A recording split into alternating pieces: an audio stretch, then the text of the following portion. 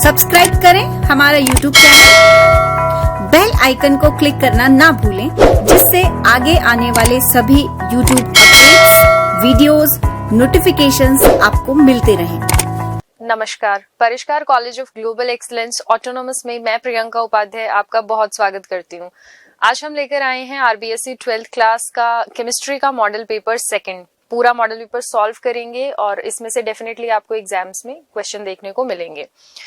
सबसे पहले हम प्रश्न पत्र की योजना समझते हैं, यानी आपके पेपर में क्वेश्चन किस टाइप के आने वाले हैं, कितने क्वेश्चन किस चैप्टर से आएंगे, ये सारी चीजें हम देखेंगे।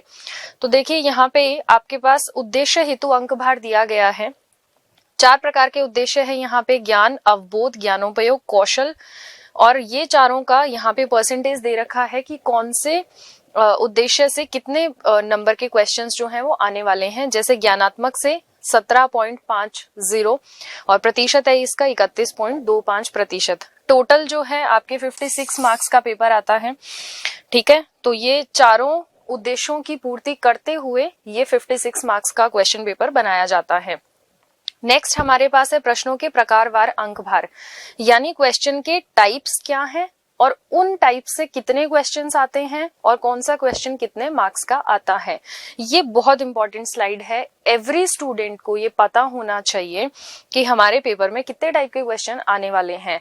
तो आपके पास 6 टाइप के क्वेश्चंस मिलेंगे, जिसमें पहले टाइप होगा आपके पास एमसीक्यू, सेकंड होगा आपके पास फिलअप, फिर आपके पास वेरी शॉर्ट क्वेश्चंस देखने को मिलेंगे, इसके बाद शॉर्ट, फिर लॉन्ग क्वेश्चंस होंगे और फिर ऐसे टाइप।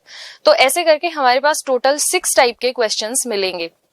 आपके पास ये जो एमसीक्यू क्वेश्चंस है, इनकी संख्या रहेगी 16। आधे नंबर का एक क्वेश्चन है, इसका मतलब टोटल 8 मार्क्स के आपके पास एमसीक्यूज आएंगे।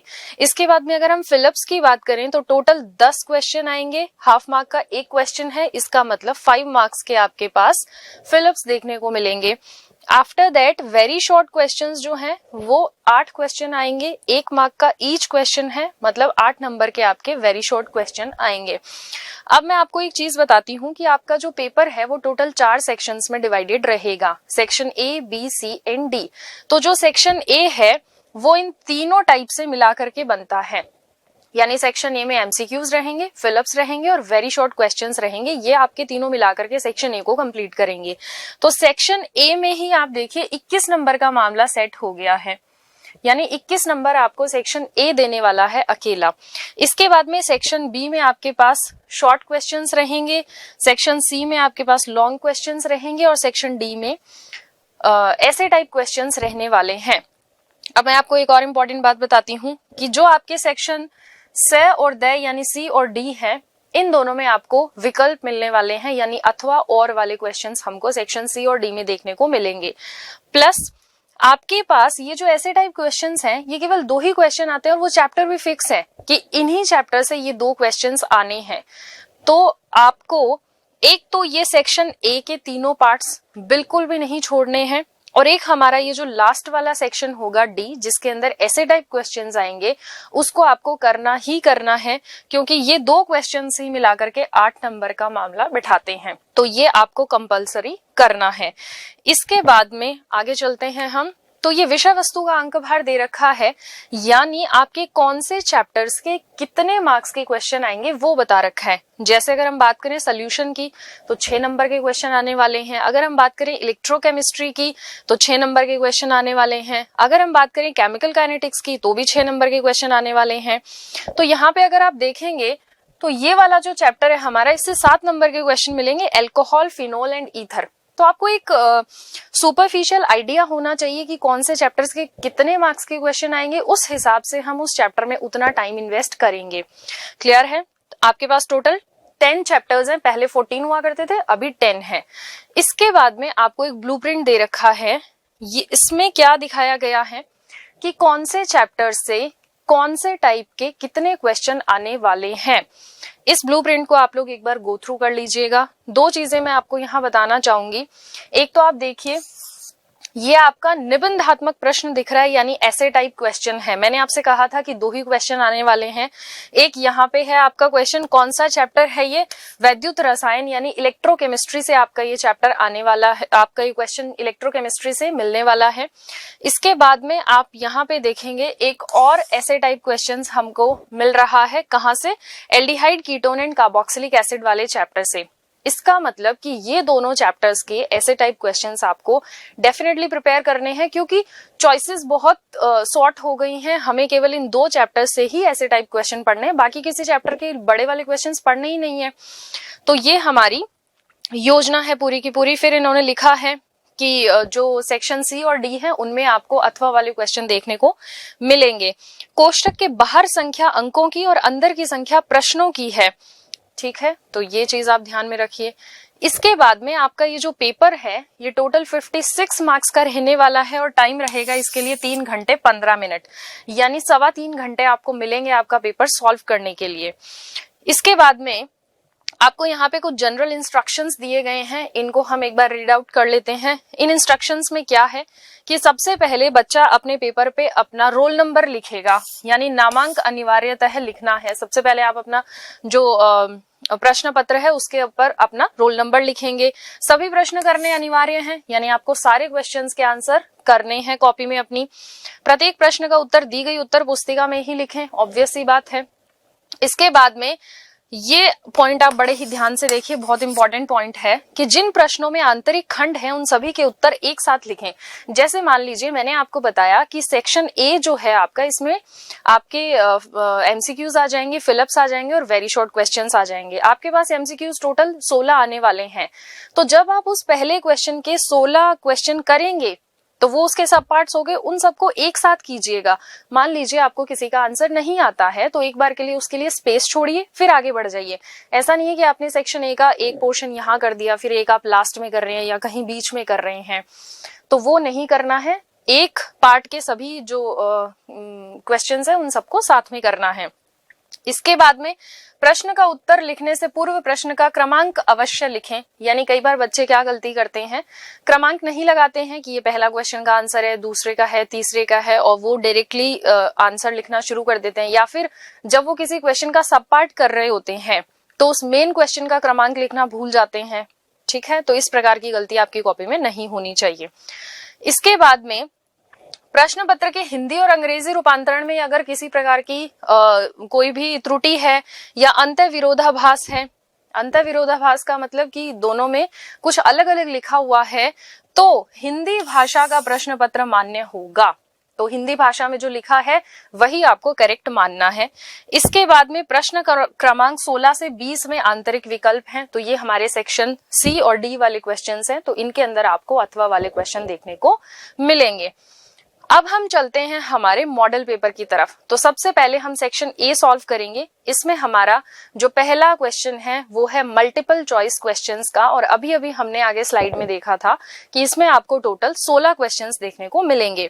तो पहला क्वेश्चन है हमारे पास, सामान्यतः ताप बढ़ने पर ऑक्सीजन की जल में विलेयता, यानी जैसे जैसे टेम्परेचर बढ़ता है तो ऑक्सीजन की जो सॉल्युबिलिटी है उस पर क्या इफेक्ट आता है। इट डिक्रीजेस यानी घटती है, इंक्रीजेस यानी बढ़ती है, इंक्रीजेस एंड डिक्रीजेस मतलब पहले बढ़ती है फिर घटती है, या फिर डिक्रीजेस एंड इंक्रीजेस यानी पहले घटती है और फिर बढ़ती है। अब देखो, जैसे जैसे आप पानी का टेम्परेचर बढ़ाएंगे तो मॉलिक्यूल्स की काइनेटिक एनर्जी बढ़ेगी, और जब मॉलिक्यूल्स की काइनेटिक एनर्जी बढ़ेगी तो उनके बीच के जो वीक वंडरवाल फोर्सेस हैं वो कम हो जाते हैं, इसलिए ऑक्सीजन वाटर से अलग होना शुरू हो जाता है।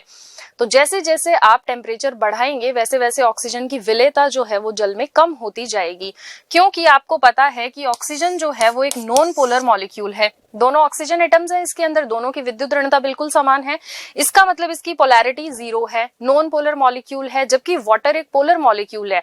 तो वाटर के मॉलिक्यूल्स के बीच में अट्रैक्शन जो है वो स्ट्रॉन्ग है कंपैरेटिवली ऑक्सीजन और वाटर के। तो वाटर और ऑक्सीजन के बीच में वीक फोर्सेस पाए जाते हैं, तो वो आप जैसे ही एनर्जी देंगे वैसे ही वो खत्म हो जाएंगे। तो ऑक्सीजन जो है वो अलग होना शुरू हो जाएगा और वो इवेपोरेट हो जाएगा। इसलिए हमारे पास करेक्ट ऑप्शन क्या है कि ऑक्सीजन की विलेयता घटती है। इसके बाद में सेकंड क्वेश्चन है हमारा, 1 सेकंड के लिए 1 एम्पियर धारा के प्रवाह द्वारा संग्रहित पदार्थ की मात्रा किसके बराबर होती है? ऑप्शंस देखिए, तुल्यांकी द्रव्यमान, आणविक द्रव्यमान, वैद्युत रासायनिक तुल्यांक और विशिष्ट तुल्यांक। पहले तो मैं आपको इसका करेक्ट आंसर बताती हूँ। करेक्ट आंसर क्या है हमारा? वैद्युत रासायनिक तुल्यांक। अब वैद्युत रासायनिक तुल्यांक होता क्या है? वैद्युत रासायनिक तुल्यांक का मतलब होता है कि किसी भी इलेक्ट्रोड पर किसी पदार्थ की जो संग्रहित मात्रा होती है, कब, जब उसमें हम करंट पास करते हैं 1 एम्पियर का 1 सेकंड के लिए, तब उस इलेक्ट्रोड पर जो भी पदार्थ की मात्रा संग्रहित होती है उसी को हम Z या हमारा केमिकल इक्विवेलेंट कहते हैं। और इसने यही पूछा है कि 1 सेकंड के लिए यदि हम 1 एम्पियर धारा का प्रवाह करें, तब जो संग्रहित पदार्थ की मात्रा होगी वो किसके बराबर होगी? तो वो Z के बराबर होगी। इसका मतलब इसका फॉर्मूला क्या बनेगा? Z is equal to W/I into T। इसका मतलब Z किसके बराबर है? संग्रहित पदार्थ की मात्रा W। कब? जब आपने 1 एम्पियर धारा प्रवाहित करी 1 सेकंड के लिए, तो ये किसके बराबर हो गया? Z के बराबर। तो यही आपका केमिकल इलेक्ट्रोकेमिकल इक्विवेलेंट कहलाता है। अब आप दूसरे ऑप्शंस देखिए, तुल्यांकी द्रव्यमान, आणविक द्रव्यमान। आणविक द्रव्यमान हमें पता है किसी भी अणु का जो द्रव्यमान होता है वो आणविक द्रव्यमान कहलाता है। तुल्यांकी द्रव्यमान, आणविक द्रव्यमान में आप वैलेंसी फैक्टर से डिवाइड कर दीजिए, आपके पास तुल्यांकी द्रव्यमान आ जाएगा। यानी ये ऑप्शन नहीं हो सकता, ये नहीं हो सकता। विशिष्ट तुल्यांक कुछ नहीं होता, विशिष्ट चालकता होती है लेकिन तुल्यांक नहीं है। तो करेक्ट आंसर जो है हमारे पास वो हो जाएगा। इसके बाद में हमारे पास जो थर्ड क्वेश्चन है वो है एक प्रथम कोटि अभिक्रिया की अर्ध आयु 69.3 सेकंड है, तो इसका वेग स्थिरांक क्या होगा? जब भी आपसे इस तरीके का कोई क्वेश्चन दिया जाए तो आपको इनका फॉर्मूला पता होना चाहिए। अब आप देखिए कि रिएक्शन किसके लिए पूछ रहा है? प्रथम कोटि की अभिक्रिया है, यानी फर्स्ट ऑर्डर रिएक्शन है। हमें गिवन क्या है? T½ हमें दे रखा है, क्योंकि इन्होंने कहा है कि अर्ध आयुकाल इतना है और वेग स्थिरांक यानी हमसे K की वैल्यू ये पूछ रहा है। अब हमारे पास फर्स्ट ऑर्डर रिएक्शन के लिए अर्ध आयुकाल का फॉर्मूला क्या होता है? T½ is equals to 0.693 upon K। बस वैल्यूज पुट कर दीजिए, आपका आंसर आ जाएगा। अगर मैं यहाँ से K को इधर लाती हूँ तो क्या बनेगा? 0.693 अपॉन T½ और T½ की वैल्यू क्या दे रखी है? 0.693 अपॉन T½ की वैल्यू है 69.3। अगर मैं यहाँ से इसको सॉल्व करूंगी तो ये इससे कैंसिल हो गया, 10 से 10 गया और यहाँ पे बचेगा 10⁻⁻²। इसका मतलब K की वैल्यू क्या आई? 10⁻⁻²। तो करेक्ट आंसर हमारा हो जाएगा A। नेक्स्ट क्वेश्चन इज, शून्य कोटि अभिक्रिया के लिए निम्न में से कौन सा संबंध सही है? पहला जो हमने क्वेश्चन किया इससे जस्ट पहले वाला, उसमें फर्स्ट ऑर्डर रिएक्शन के लिए पूछा था। अभी ये पूछ रहा है जीरो ऑर्डर रिएक्शन के लिए। तो अगर मैं शून्य कोटि अभिक्रिया की बात करूं तो आपको इसका इंटीग्रेटेड रेट लो पता होना चाहिए। तो इंटीग्रेटेड रेट लो क्या होता है? A is equals to A0 minus KT। अब यहाँ पे A0 क्या है? इनिशियल कंसंट्रेशन, और A क्या है? किसी समय T पे विघटित होने के बाद बची हुई जो पदार्थ की मात्रा है वो है हमारा A। अभी इसने क्या कहा है कि कौन सा संबंध सही है। अब ये जो संबंध आपको दे रखे हैं, आप उसके अंदर एक चीज नोटिस कीजिए, आपको T 3/4 दे रखा है और एक आपको दे रखा है T½ तो यहाँ पे हमें दो वैल्यूज दे रखी हैं, T 3/4 दे रखा है और T 1/2 दे रखा है। इसका मतलब कि हम इन दोनों के लिए ही इंटीग्रेटेड रेट लो लगाएंगे। तो सबसे पहले अगर मैं T½ की बात करती हूँ तो T½ की वैल्यू निकाल लेते हैं, वहीं से हम रेशो निकाल पाएंगे। तो अगर मैं T½ की बात करूं तो वो एक ऐसा समय है जिस समय पे पदार्थ जो है वो आधा विघटित हो जाता है, या मैं कहूं आधा बच जाता है। तो अगर मैं A की जगह कुछ लिखना चाहूं तो क्या लिखूं? A0/2 तो हमारा विघटित हो चुका है और A0/2 हमारे पास बचा है, तो A की जगह आ जाएगा A0/2 और A0 क्या है? हमारी इनिशियल कंसंट्रेशन, तो ये तो यही रहेगी, K भी यही रहेगा और T की जगह मैं लिखूंगी T½ अब अगर मैं यहां से इस KT½ को इधर ले आऊं तो ये माइनस से प्लस का हो जाएगा और ये A0/2 चला जाएगा उधर, तो KT½ ये बचेगा A0/2। T½ की अगर मैं यहां से वैल्यू देखना चाहूं तो T½ बचेगा A0/2 के। इसका मतलब जीरो ऑर्डर रिएक्शन के लिए टी हाफ जो है उसकी वैल्यू आती है ए नॉट बाई 2 के। अब हम टी 3/4 निकालते हैं। अब अगर मैं आपसे टी 3/4 की बात करूं तो इसका मतलब ये है कि ऐसा समय जिसपे पदार्थ कितना विघटित हो चुका है 3/4, इसका मतलब बचा कितना है 1/4। तो इसके लिए भी हम इंटीग्रेटेड रेट लॉ लगाएंगे। तो A is equal to A not minus के टी। अब A कितना बचा है हमारा ए नॉट बाई 4, तो हम यहाँ लिखेंगे ए नॉट बाई 4। ये इनिशियल कंसेंट्रेशन है, 3 ए नॉट बाई 4 तो विघटित हो चुका है, बचा कितना है a not by 4। Initial concentration a not minus के टी, और इस बार टी को हम लिखेंगे टी 3/4। अब अगर मैं यहां से वैसे ही इस के टी को इधर ले आऊं तो ये क्या बनेगा a not minus a not by 4, और टी 3/4 बनेगा 3 ए नॉट बाय 4 के। क्लियर है? तो हमने यहां से टी 3/4 निकाल लिया और टी 1/2 यानी टी हाफ निकाल लिया और टी 3/4 निकाल लिया। तो हमने वैल्यूज फाइंड आउट कर ली है टी हाफ की और टी 3/4 की। अब हम इनका रेशो निकालते हैं। तो अगर मैं यहां से लिखना चाहूं T 3/4 upon T half, T 3/4 कितना आया है 3 ए नॉट। तो टी 3/4 का वैल्यू क्या है 3 ए नॉट अपॉन 4 के, एंड टी हाफ का वैल्यू क्या है ए नॉट अपॉन 2 के। तो 2 के ऊपर चला जाएगा। अब आप देखिए ए नॉट से ए नॉट कैंसिल हो गया, के से के कैंसिल हो गया, 2 यहां से डिवाइड हुआ 2 टाइम्स। अब आप देखो टी 3/4 अपॉन टी हाफ का रेशो क्या आया 3/2। तो अगर मैं यहां से लिखना चाहूं T 3/4 is equals to 3/2 T half, इसका मतलब कि 3/2 को 1.5 भी लिखा जा सकता है। तो T 3/4 is equals to 1.5 T half is the correct answer. तो आपको ये जितने भी रिएक्शंस हैं, जैसे जीरो ऑर्डर हो गया, फर्स्ट ऑर्डर, ज्यादातर क्वेश्चंस आपसे जीरो और फर्स्ट ऑर्डर से ही पूछे जाएंगे। सेकंड ऑर्डर के बारे में भी आपको पता होना चाहिए। तो इनके इंटीग्रेटेड रेट लो और इनका जो हाफ लाइफ का फॉर्मूला है वो आपको डेफिनेटली आना चाहिए। अब हम चलेंगे नेक्स्ट क्वेश्चन की तरफ। नेक्स्ट क्वेश्चन है निम्न में से प्रतिचुंबकीय कौन है। अब आपको पता है कि जब भी हमें प्रतिचुंबकीय या डायमैग्नेटिक देखना होता है तो हम क्या करते हैं कि इलेक्ट्रॉनिक कॉन्फ़िगरेशन लिखते हैं, और अगर सारे इलेक्ट्रॉन्स पेयर्ड हैं इसका मतलब वो जो भी हमारा आयन है वो कैसा होगा प्रतिचुंबकीय होगा, और अगर उसमें अनपेयर्ड इलेक्ट्रॉन्स प्रेजेंट होते हैं तो वो कैसा होता है अनुचुंबकीय होता है। अब आपको पता है कॉपर 2+, अगर मैं कॉपर का सबसे पहले कॉपर का इलेक्ट्रॉनिक विन्यास लिखते हैं तो 3d10 4s1, ये कॉपर का इलेक्ट्रॉनिक कॉन्फ़िगरेशन है। अगर मैं Cu2+ का इलेक्ट्रॉनिक कॉन्फ़िगरेशन लिखना चाहूं तो Cu2+ का इलेक्ट्रॉनिक कॉन्फ़िगरेशन क्या बनेगा 3d9। अब आप बताइए कि 3d9 में अगर मैं इलेक्ट्रॉन्स फिल करूंगी, नो इलेक्ट्रॉन है, आप कैसे भी फिल कर लीजिए, एक अयुग्मित इलेक्ट्रॉन आपके पास रहेगा, इसका मतलब ये तो कैसा है अनुचुंबकीय है, तो ये आंसर नहीं हो सकता। अगर मैं जिंक 2+ की बात करूं तो जिंक 2+ में होते हैं इलेक्ट्रॉन 10d में, यानी 3d10 इसका इलेक्ट्रॉनिक कॉन्फ़िगरेशन बनता है। 3d10 का मतलब है कि यहाँ पे आपके पास टोटल 10 इलेक्ट्रॉन्स हैं और सारे के सारे इलेक्ट्रॉन पेयर्ड हैं, कहीं भी आपको कोई भी अनपेयर्ड इलेक्ट्रॉन नहीं दिख रहा, इसका मतलब zinc 2+ is the correct answer. आप बाकियों को भी ऐसे ही चेक कर सकते हैं, Cr2+, टाइटेनियम 2+, इनको भी आप चेक कर सकते हैं, ये भी कैसे हैं अनुचुंबकीय हैं। अगले क्वेश्चन में हम देखते हैं, एक हमको कॉम्प्लेक्स दे रखा है, कोऑर्डिनेशन कॉम्प्लेक्स दिया हुआ है K3FeCN6, और इसमें हमें आयरन का ऑक्सीडेशन स्टेट पूछा है।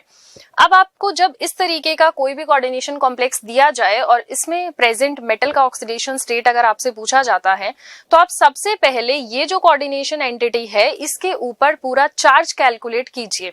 तो अगर मैं इसको डिसोसिएट करना चाहूं तो यहां से कैसे होगा 3K+, ये तीनों जो पोटेशियम आगे लगे हुए हैं वो अलग हो जाएंगे और ये पूरी कोऑर्डिनेशन एंटिटी अलग हो जाएगी FeCN6। अब आप देखिए कि यहाँ पे पॉजिटिव चार्ज कितना था +3, क्योंकि एक पोटेशियम पे +1 है तो 3 पे +3 हो जाएगा, तो इस पूरे कॉम्प्लेक्स पे चार्ज कैसा आएगा -3। अब आप यहाँ से आयरन का ऑक्सीडेशन स्टेट निकाल सकते हैं। आयरन का ऑक्सीडेशन स्टेट हमें निकालना है तो हम X मानेंगे, प्लस साइनाइड पे चार्ज कितना होता है, 1 पे चार्ज होता है -1, तो 6 पे कितना हो जाएगा -6, इज इक्वल टू इस पूरे कॉम्प्लेक्स पे जो भी चार्ज है उसको आप बराबर के उस तरफ लिखेंगे, तो यहाँ आ जाएगा -3। X इज इक्वल टू ये -6 उधर जाके प्लस का हो जाएगा 6 - 3, यानी X इज इक्वल टू आ जाएगा +3। This is the correct answer. ठीक है।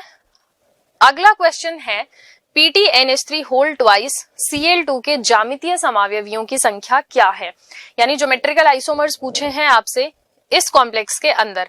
अब आप देखिए कि यहाँ पे दो टाइप के लिगेंड लगे हुए हैं, है ना, तो ये सिस्टम कुछ ऐसा बन रहा है MA2B2 टाइप्स, और हमें पता है कि जब सिस्टम MA2B2 होता है तो वो डेफिनेटली ज्योमेट्रिकल आइसोमेरिज्म शो करता है, और इसके दो आइसोमर्स बनते हैं। कौन कौन से हैं? एक तो सिस बनता है और एक ट्रांस बनता है। तो इसका मतलब इसके ज्योमेट्रिकल आइसोमर्स कितने होंगे? 2 होंगे। तो this is your correct answer. Next question आपसे पूछा गया है कि न्यूक्लिक अम्ल में कौन सा क्रम है। तो न्यूक्लिक अम्ल के अंदर किसका क्रम पूछा है? जो शुगर, बेस और फॉस्फेट वगैरह जुड़े हुए होते हैं उनका सीक्वेंस क्या है?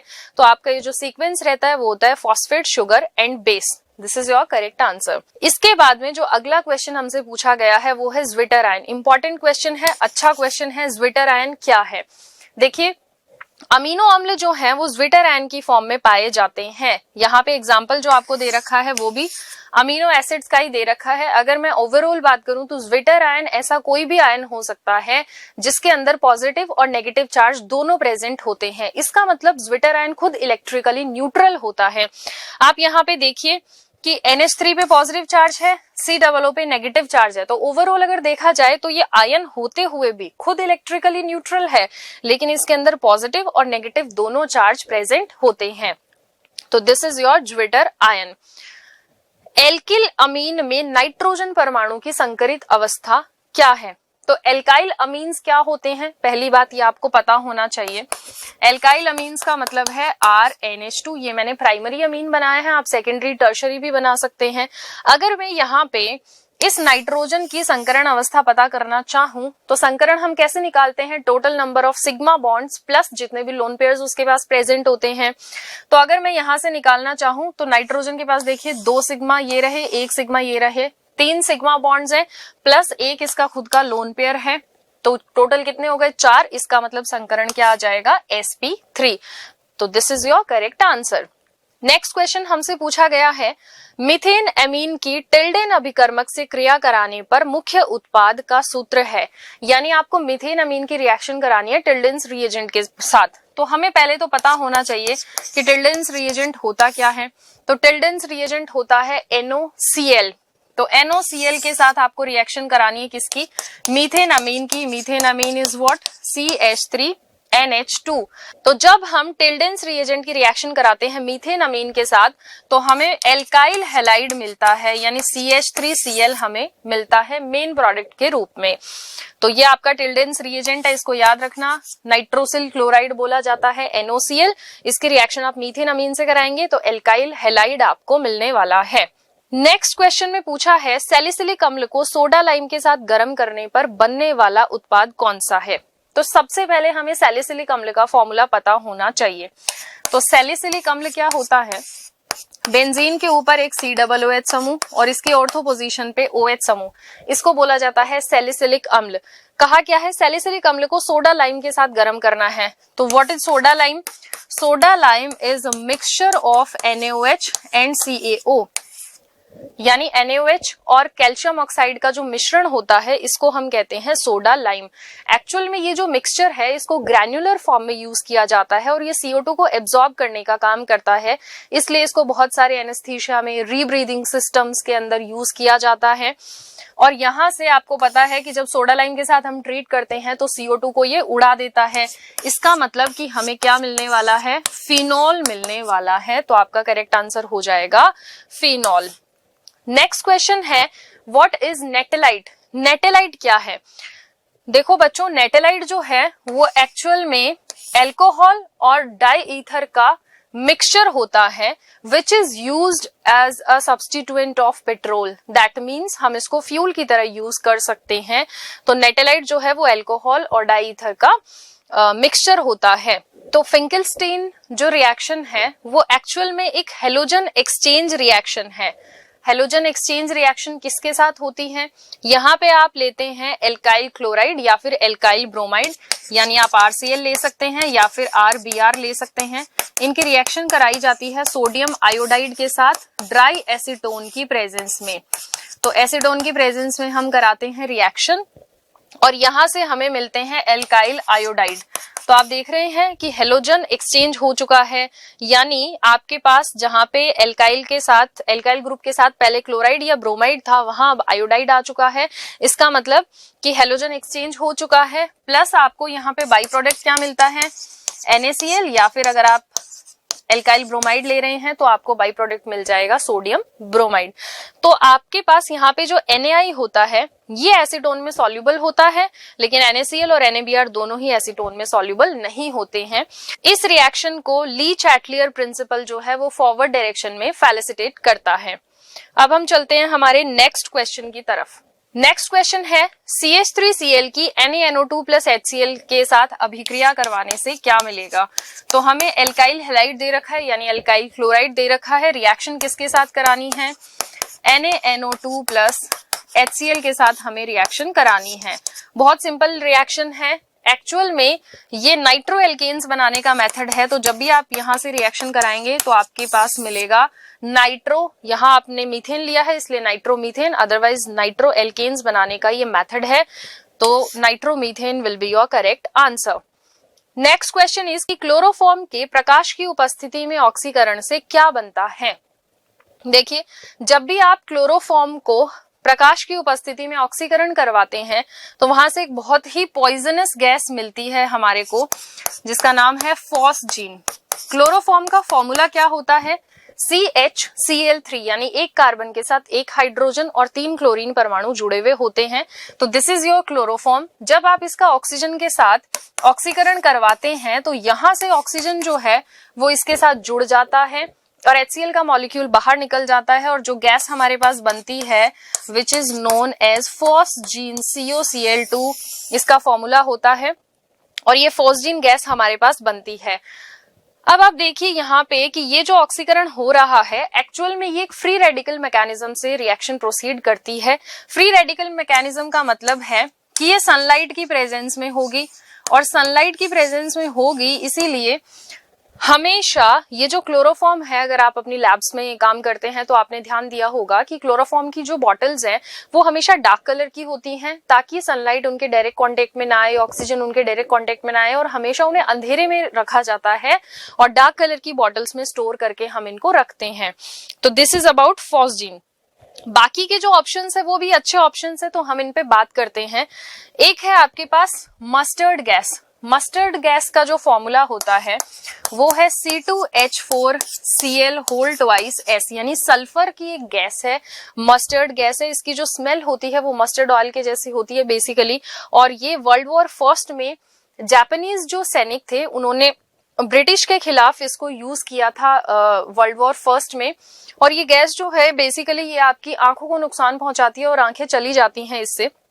तो ये है मस्टर्ड गैस। नेक्स्ट ऑप्शन पे बात करते हैं टीयर गैस। तो टीयर गैस जो है इसका फॉर्मूला होता है CCl3NO2, ठीक है, CCl3NO2। टीयर गैस आप सब जानते हैं, अश्रु के जो गोले दागे जाते हैं, जनरली पुलिस फोर्स ऐसा काम करती है। तो CCl3NO2, अगर मैं इसका नाम लिखना चाहूं तो क्या लिखेंगे? देखो, अगर ये CHCl3 होता तो आप इसको क्या बोलते? क्लोरोफॉर्म, ठीक है। लेकिन अभी ये क्या है? CCl3NO2, तो हम इसको बोल सकते हैं नाइट्रोक्लोरोफॉर्म। तो एक नाम इसका ये भी है, नाइट्रोक्लोरोफॉर्म। या फिर आप इसका IUPAC नाम लिखना चाहें तो कितने क्लोरीन अटैच हैं? 3, तो हम इसको बोल सकते हैं ट्राईक्लोरो नाइट्रोमीथेन। तो ये भी इसका नाम IUPAC नाम है। इसके बाद में हम चलते हैं नेक्स्ट वाटर गैस पे। अब आप देखिए वाटर गैस क्या होती है? कार्बन मोनोऑक्साइड प्लस H2 का जो मिक्सचर होती है इसे हम कहते हैं वाटर गैस। तो ये भी आप ध्यान रखेंगे। फॉस्जीन का फॉर्मूला आपको मैंने बता ही दिया, COCl2 होता है। टीयर गैस जो है आपके पास CCl3NO2 है। इनके फॉर्मूलाज आप लोग नोट कर लेना, C2H4Cl होल ट्वाइस S। ये आपके पास मस्टर्ड गैस का फॉर्मूला है। एक आपके पास लाफिंग गैस भी होती है which is called nitrous oxide, formula is N2O। This is known as laughing gas, यानी ये गैस छोड़ते ही आप हंसने लग जाते हैं, तो ये आपका लाफिंग गैस का फॉर्मूला होता है। तो यहां आपका करेक्ट आंसर क्या हो जाएगा, phosgene. So moving toward next question, section A का क्वेश्चन नंबर 1 आप कंप्लीट कर चुके हैं, जिसमें 16 एमसीक्यूज हमने देखे थे। अब हम सेकंड क्वेश्चन करेंगे फिल इन द ब्लैंक्स वाले, यानी जो फिलअप वाले क्वेश्चंस हैं वो आपके पास टोटल रहने वाले हैं 10, तो उन्हीं पे हम बात करेंगे अभी। पहला क्वेश्चन है आपके पास, 1 किलोग्राम विलायक में घुले हुए विलेय के मोलों की संख्या क्या कहलाती है। तो आप सब अच्छे से जानते हैं इसको कि 1 किलोग्राम विलायक अगर हमें दे रखा है तो विलायक में घुले हुए मोलों की संख्या क्या कहलाती है, मोललता कहलाती है। यही अगर आपसे ये पूछा होता कि 1 लीटर विलियन में घुले हुए विलेय के मोलों की संख्या, तब आप यहाँ पे क्या बताते, मोलरता आंसर बताते। क्लियर है। इसके बाद में सेकंड क्वेश्चन जो आपसे पूछा है, डेनियल सेल का विद्युत वाहक बल क्या होता है, यानी कितना होता है। सबसे पहले तो हम डेनियल सेल के बारे में बात करते हैं। तो डेनियल सेल जो है वो एक्चुअल में गैल्वेनिक सेल का ही एक एग्जांपल है, और गैल्वेनिक सेल क्या होता है, जो केमिकल एनर्जी को इलेक्ट्रिकल एनर्जी में कन्वर्ट करता है। अब आपका ये जो डेनियल सेल है, इसके अंदर जिंक का एनोड होता है और कॉपर का कैथोड होता है, और इसका जो ईएमएफ है यानी विद्युत वाहक बल है वो 1.1 वोल्ट होता है। अगला सवाल हमारे पास है, किसी अभिक्रिया के वेग व्यंजक में प्रयुक्त सांद्रताओं के घातांकों का योग क्या कहलाता है।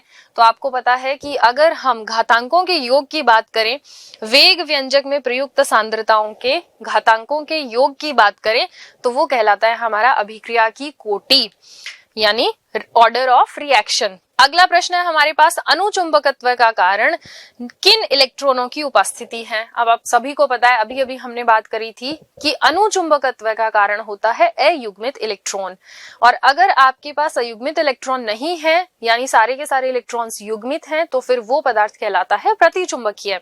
तो यहाँ पे क्या आ जाएगा, अयुग्मित इलेक्ट्रॉन्स आंसर हो जाएगा। इसके बाद में अगला सवाल है हमारे पास, समन्वय संख्या 4 के लिए, यानी कोऑर्डिनेशन नंबर अगर 4 है तो उसके लिए 2 विन्यास संभव है। वो 2 विन्यास कौन कौन से हैं, पहला चतुष्फलकीय और दूसरा वर्ग समतलीय। यानी अगर आपके पास 4 लिगेंड जुड़े हुए हैं तो हाइब्रिडाइजेशन क्या हो सकता है, या तो sp3 हो सकता है या तो dsp2 हो सकता है। अगर हाइब्रिडाइजेशन sp3 है, इसका मतलब आपके पास जो विन्यास है यानी जो ज्योमेट्री है वो क्या होगी, चतुष्फलकीय मतलब टेट्राहेड्रल होगी। और अगर हाइब्रिडाइजेशन dsp2 आता है तो स्क्वायर प्लेनर ज्योमेट्री होगी, यानी वर्ग समतलीय होगी। नेक्स्ट क्वेश्चन है हमारे पास, प्रोटीन अमीनो अम्लों के बहुलक हैं जो आपस में जुड़े होते हैं, यानी आपस में किससे जुड़े हुए होते हैं। तो आप सबको पता है कि प्रोटीन्स जो हैं वो अमीनो अम्लों से मिलकर के बने हैं। जैसे हमारे शरीर की संरचनात्मक इकाई कोशिका है, वैसे इन प्रोटीन्स की संरचनात्मक इकाई कौन होते हैं, अमीनो अम्ल होते हैं। और ये अमीनो अम्ल आपस में जुड़ करके बड़ी श्रृंखलाएं बनाते हैं, जिन्हें हम कहते हैं प्रोटीन्स। अब अगर मैं आपसे बात करूं तो ये जो अमीनो अम्ल हैं, मैं स्ट्रक्चर ड्रॉ करती हूं यहाँ पे। किन्हीं भी 2 अमीनो अम्लों की बात हम करते हैं, उन्हें जोड़ करके देखते हैं कि क्या बनता है।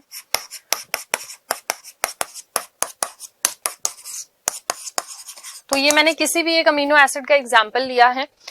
तो 2 अमीनो एसिड के मॉलिक्यूल है यहाँ पे, ये आपस में जुड़ते हैं और एक वाटर मॉलिक्यूल यहाँ से बाहर निकल जाता है।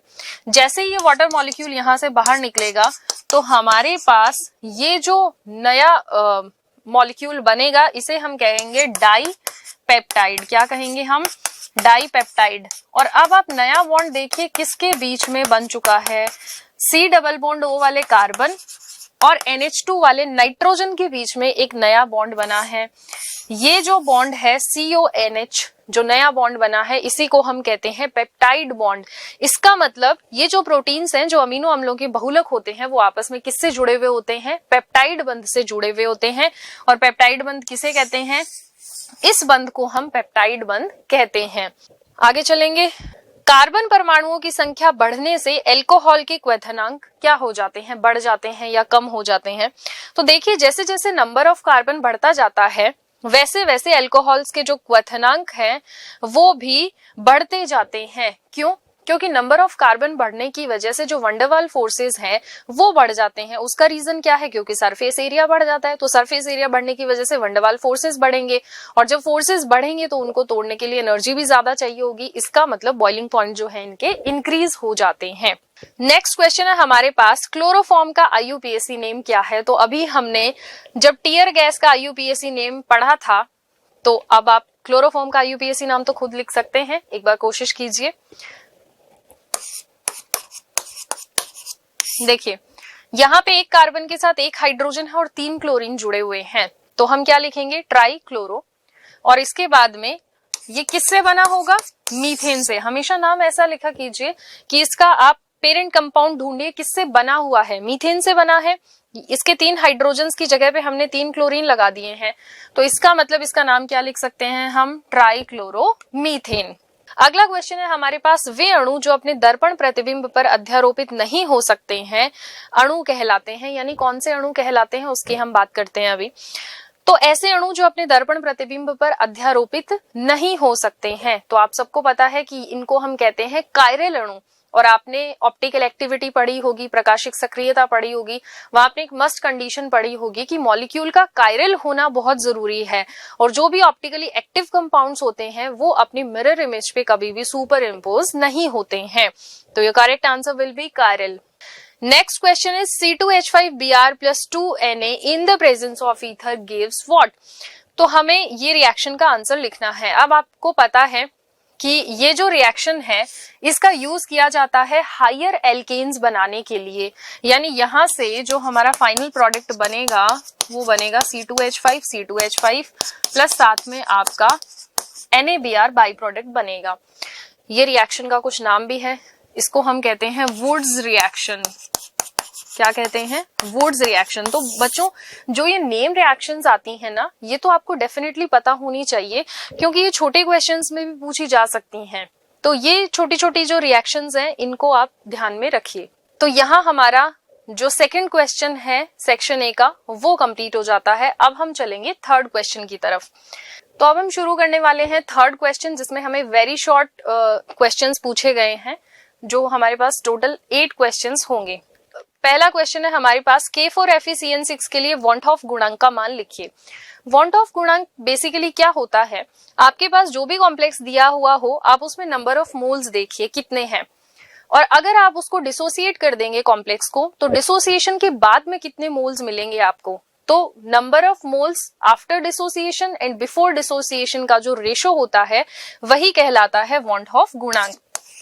तो अगर मैं इसके लिए बात करूं तो आप देखिए कि अगर मैं डिसोसिएशन से पहले की बात करूं तो इसके अंदर K4FeCN6 ये पूरा का पूरा एक ही मोल है, तो पहले तो एक ही है। लेकिन अगर मैं डिसोसिएट कर दूंगी इसको, तो आप ध्यान से देखिए कि यहाँ पे हमें कितने पोटेशियम आयन मिलेंगे? 4K+ आयन मिलेंगे, यानी 4 तो पोटेशियम आयन मिल गए, और एक हमारे को ये पूरा का पूरा कॉम्प्लेक्स मिलेगा। इसका मतलब कि अब हमारे पास कितने मोल्स हो चुके हैं? टोटल 5 मोल्स हो चुके हैं। 4 + 1, तो ये कितने हो गए? Total 5 moles. यानी आफ्टर डिसोसिएशन हमारे पास टोटल कितने मोल्स होंगे? 5, और बिफोर डिसोसिएशन कितना था? 1। तो इसका मतलब वॉन्ट ऑफ फैक्टर हमारे पास क्या आ जाएगा? 5। अगला क्वेश्चन जो है हमारे पास वो पूछा है, एक अवयव के मोलों की संख्या और विलयन में सभी अवयवों के कुल मोलों की संख्या का अनुपात क्या कहलाता है? तो वो अनुपात कहलाता है मोल फ्रैक्शन या फिर मोल भिन्न। अब ये मोल भिन्न क्या है कि आपके सोल्यूशन में जो भी सोल्यूट प्रेजेंट है वो सोल्यूट के मोल्स अपॉन में टोटल मोल्स, तो इनका जो रेशो है वो कहलाता है हमारा मोल फ्रैक्शन। नेक्स्ट क्वेश्चन पे चलेंगे। फैराडे के विद्युत अपघटन के प्रथम नियम के अनुसार का सूत्र लिखो। फैराडे का प्रथम नियम पूछा है हमसे। अब मैं आपको एक चीज बताती हूँ कि इलेक्ट्रोकेमिस्ट्री का एक बहुत ही ब्यूटीफुल सा एप्लीकेशन है, या मैं कहूँ इलेक्ट्रोलाइसिस का, बेसिकली कि आप जो मेटल्स हैं उनका प्यूरिफिकेशन कर सकते हैं इलेक्ट्रोलाइसिस करा करके। जैसे आपके पास कॉपर का कोई इम्प्योर इलेक्ट्रोड है, ठीक है, अब आपने क्या करा? इलेक्ट्रोलाइसिस करवाया, वो किसी दूसरे इलेक्ट्रोड पे मेटल जो है वो जाकर के डिपोजिट हो रहा है और इम्प्योरिटीज जो है वो सोल्यूशन में घुल जाएंगी। अब ये प्योर कॉपर कितना डिपोजिट हुआ है इसकी मात्रा बताता है हमें फैराडे का फर्स्ट लॉ। तो फैराडे का फर्स्ट लॉ क्या कहता है कि ये जो मात्रा डिपोजिट होगी वो किसके बराबर होगी? Q, आवेश के बराबर। यानी कितना आवेश उसमें प्रवाहित हो रहा है उस पर डिपेंड करेगा W। तो W is directly proportional to Q, और आपको पता होगा कि यहीं से जब हम ये प्रोपोर्शनल का साइन हटाते हैं तो हमारे पास Z एक कांस्टेंट आता है जिसको हम इलेक्ट्रोकेमिकल इक्विवेलेंट बोलते हैं। तो Z Q के इक्वल होता है, और आप सब जानते हैं कि इसको Q को हम क्या लिख सकते हैं, IT लिख सकते हैं। Q is equal to IT होता है, तो यहां से Z क्या निकल करके आता है, W अपॉन IT। तो इलेक्ट्रोकेमिकल इक्विवेलेंट से रिलेटेड जो आपको MCQ में क्वेश्चन पूछा गया था वो यहीं से है। इसके बाद में नेक्स्ट क्वेश्चन है हमारे पास, डी ब्लॉक तत्वों का सामान्य इलेक्ट्रॉनिक विन्यास लिखिए। अब आप सभी जानते हैं कि डी ब्लॉक तत्वों का सामान्य इलेक्ट्रॉनिक विन्यास क्या होता है, n-1d 1 to 10, यानी डी में 1 से लेकर के 10 इलेक्ट्रॉन हो सकते हैं, और ns 1 to 2, यानी जो आपका s उपकोष है उसके अंदर 1 से 2 इलेक्ट्रॉन हो सकते हैं। जैसे कि मैं आपको विन्यास लिख के बताती हूँ मैग्नीज का, तो Mn का जब आप इलेक्ट्रॉनिक कॉन्फ़िगरेशन लिखते हैं तो आपको पता है कि वो क्या आता है, 3d5 4s2। अब आप देखिए ns यानी 4s, n-1d यानी 4-1 का मतलब 3d, तो d 3 होगा, और इसमें टोटल कितने इलेक्ट्रॉन्स है, 5 इलेक्ट्रॉन्स हैं। नेक्स्ट क्वेश्चन है हमारे पास, FeH2O होल 5NO 2+ संकुल में आयरन की समन्वय संख्या क्या है, यानी इसका कोऑर्डिनेशन नंबर क्या है। तो जब आप इसकी समन्वय संख्या निकालेंगे तो आपको क्या देखना है बेसिकली कि यहाँ पे ये जो मेटल प्रेजेंट है इस मेटल के साथ कितने लिगेंड जुड़े हुए हैं। तो आप क्या देख रहे हैं कि 5 तो यहाँ पे H2O है, तो 5 तो वाटर मॉलिक्यूल्स है, और एक NO जुड़ा हुआ है, नाइट्रोसिल लिगेंड लगा हुआ है। इसका मतलब आयरन का कोऑर्डिनेशन नंबर क्या हो जाता है यहाँ पे, 6। तो बहुत ही इजी क्वेश्चन है। नेक्स्ट क्वेश्चन है हमारे पास, विटामिन B12 किस तत्व का बना उप सहसंयोजक यौगिक है। तो ये एक इंफॉर्मेशन बेस्ड क्वेश्चन है, और आपको याद रखना है कि विटामिन B12 जो है इसके अंदर कौन सा मेटल प्रेजेंट होता है, कोबाल्ट प्रेजेंट होता है। ये क्वेश्चन आपको MCQ में भी पूछा जा सकता है। नेक्स्ट क्वेश्चन है हमारे पास, दूध में कौन सी शर्करा पाई जाती है। तो दूध में लैक्टोज पाई जाती है, हम सभी जानते हैं। नाइट्रोबेंजीन का अपचयन SN+HCl से कराने पर क्या होता है, ये भी काफी इंपॉर्टेंट क्वेश्चन है और कहीं ना कहीं पूछ ही लिया जाता है। तो सबसे पहले हमें नाइट्रोबेंजीन का फॉर्मूला पता होना चाहिए। तो नाइट्रोबेंजीन इज व्हाट, बेंजीन के ऊपर नाइट्रो समूह लगा हुआ है, इसको हम कहते हैं नाइट्रोबेंजीन। अपचयन कराना है SN+HCl की प्रेजेंस में। जब नाइट्रोबेंजीन का अपचयन होता है तो ये NO2 किस में कन्वर्ट हो जाता है, NH2 में कन्वर्ट हो जाता है। तो यहां से आपको क्या मिल जाता है, नाइट्रोबेंजीन से एनिलीन मिल जाता है। ये जो कंपाउंड बना है बच्चे इसको बोलते हैं एनिलीन। तो हमारे पास नाइट्रोबेंजीन से क्या मिल गया, एनिलीन। तो अब हम स्टार्ट करते हैं हमारा सेक्शन बी। सेक्शन ए हम कंप्लीट कर चुके हैं। सेक्शन ए में तीनों टाइप के क्वेश्चंस हमारे हो चुके हैं। अब हम सेक्शन बी स्टार्ट करते हैं। सेक्शन बी में हमसे पूछे जाएंगे शॉर्ट आंसर टाइप क्वेश्चंस। पहला क्वेश्चन देखिए, एक विद्युत अपघट्य विलेय के 2 ग्राम को 100 ग्राम बेंजीन में घोलने पर इसके हिमांक में 0.80 केल्विन की कमी हो जाती है, यानी हिमांक अवनमन का सवाल है ये, यहां से हमें समझ में आ गया। बेंजीन का हिमांक अवनमन स्थिरांक हमें दे रखा है 5.12 केल्विन किलोग्राम पर मोल। विलेय का मोलर द्रव्यमान ज्ञात कीजिए। अब आप देखिए यहाँ पे आपको क्या क्या दिया हुआ है।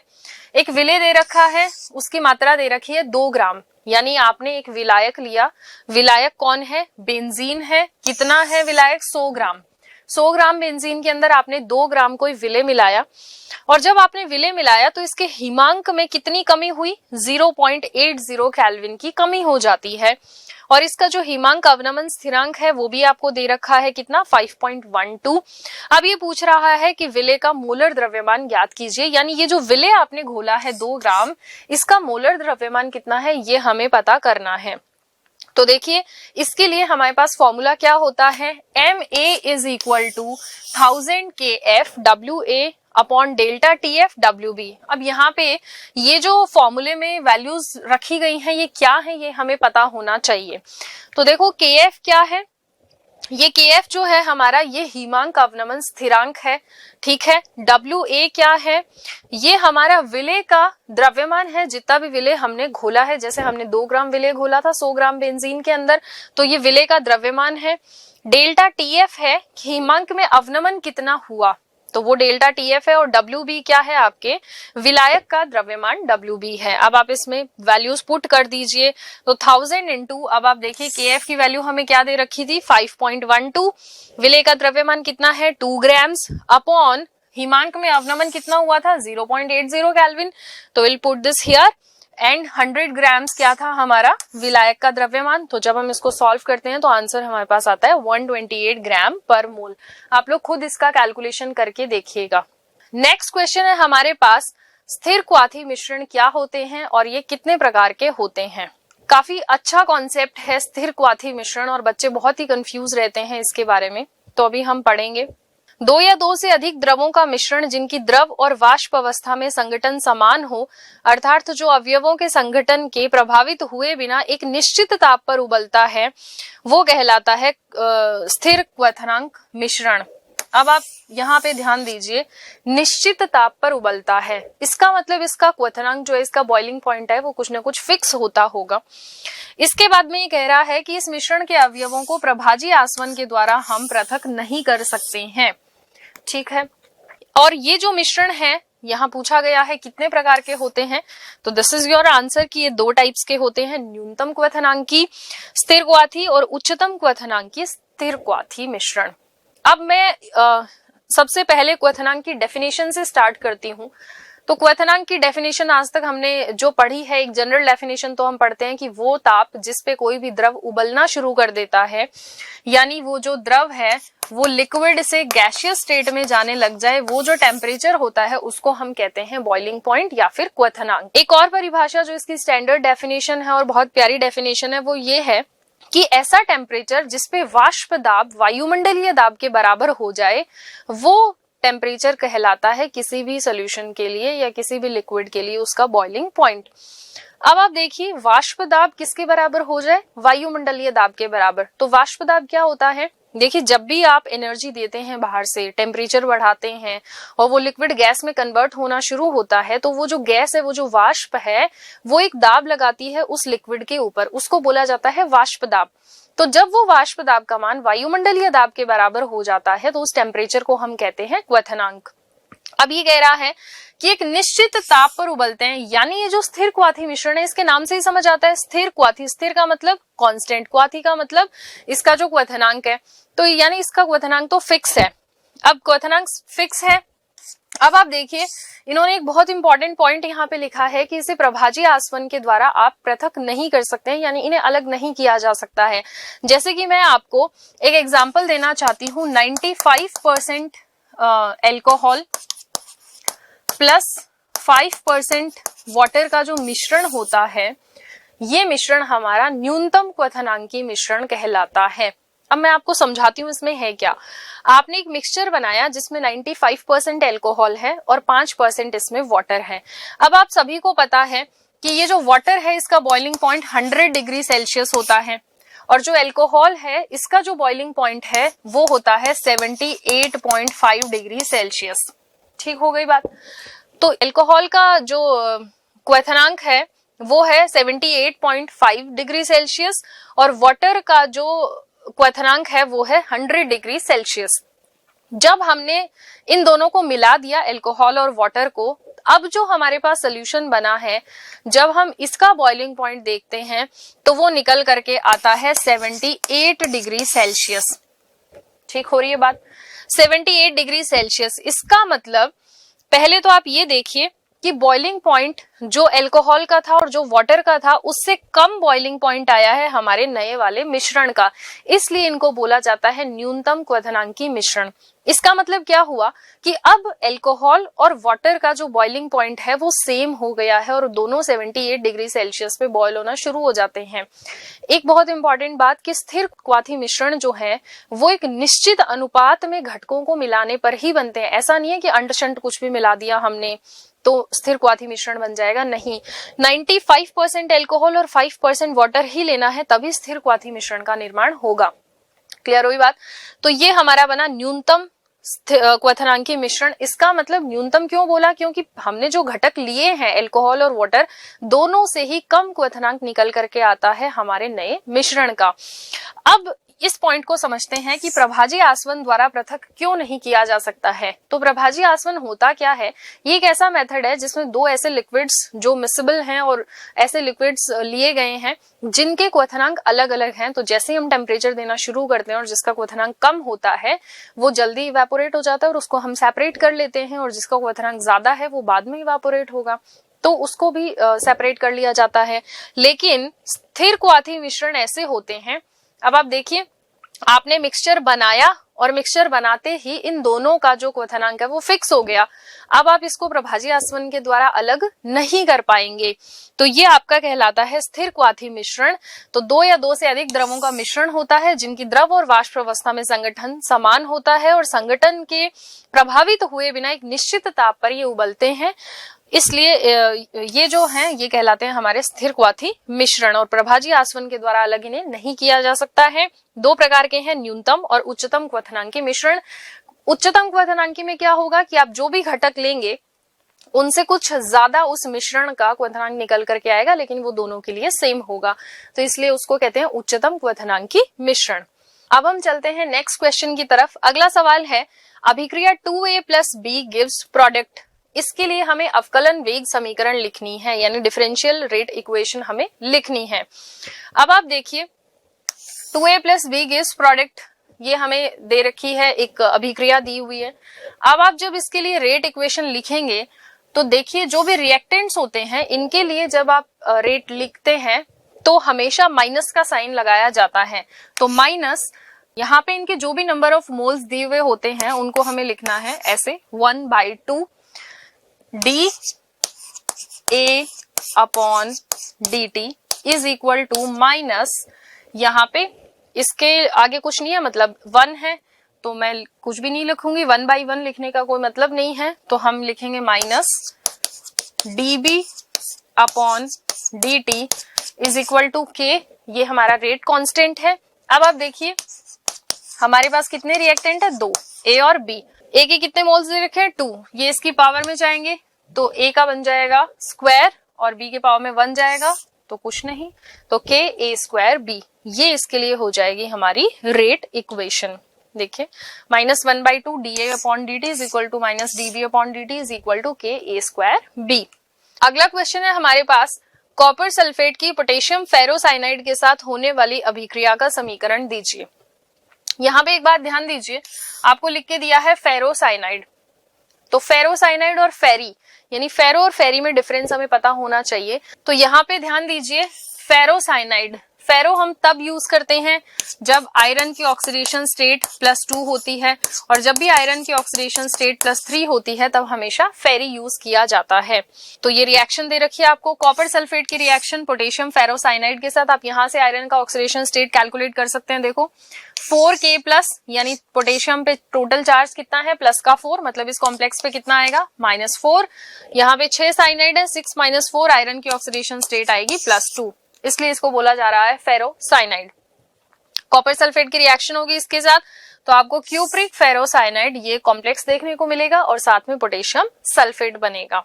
अगला क्वेश्चन हमसे पूछा गया है, मैग्नीज तत्व की +3 ऑक्सीकरण अवस्था में थर्ड आयनन एंथैल्पी का मान अत्यधिक होता है, यानी आयनाइजेशन एंथैल्पी की बात कर रहा है ये।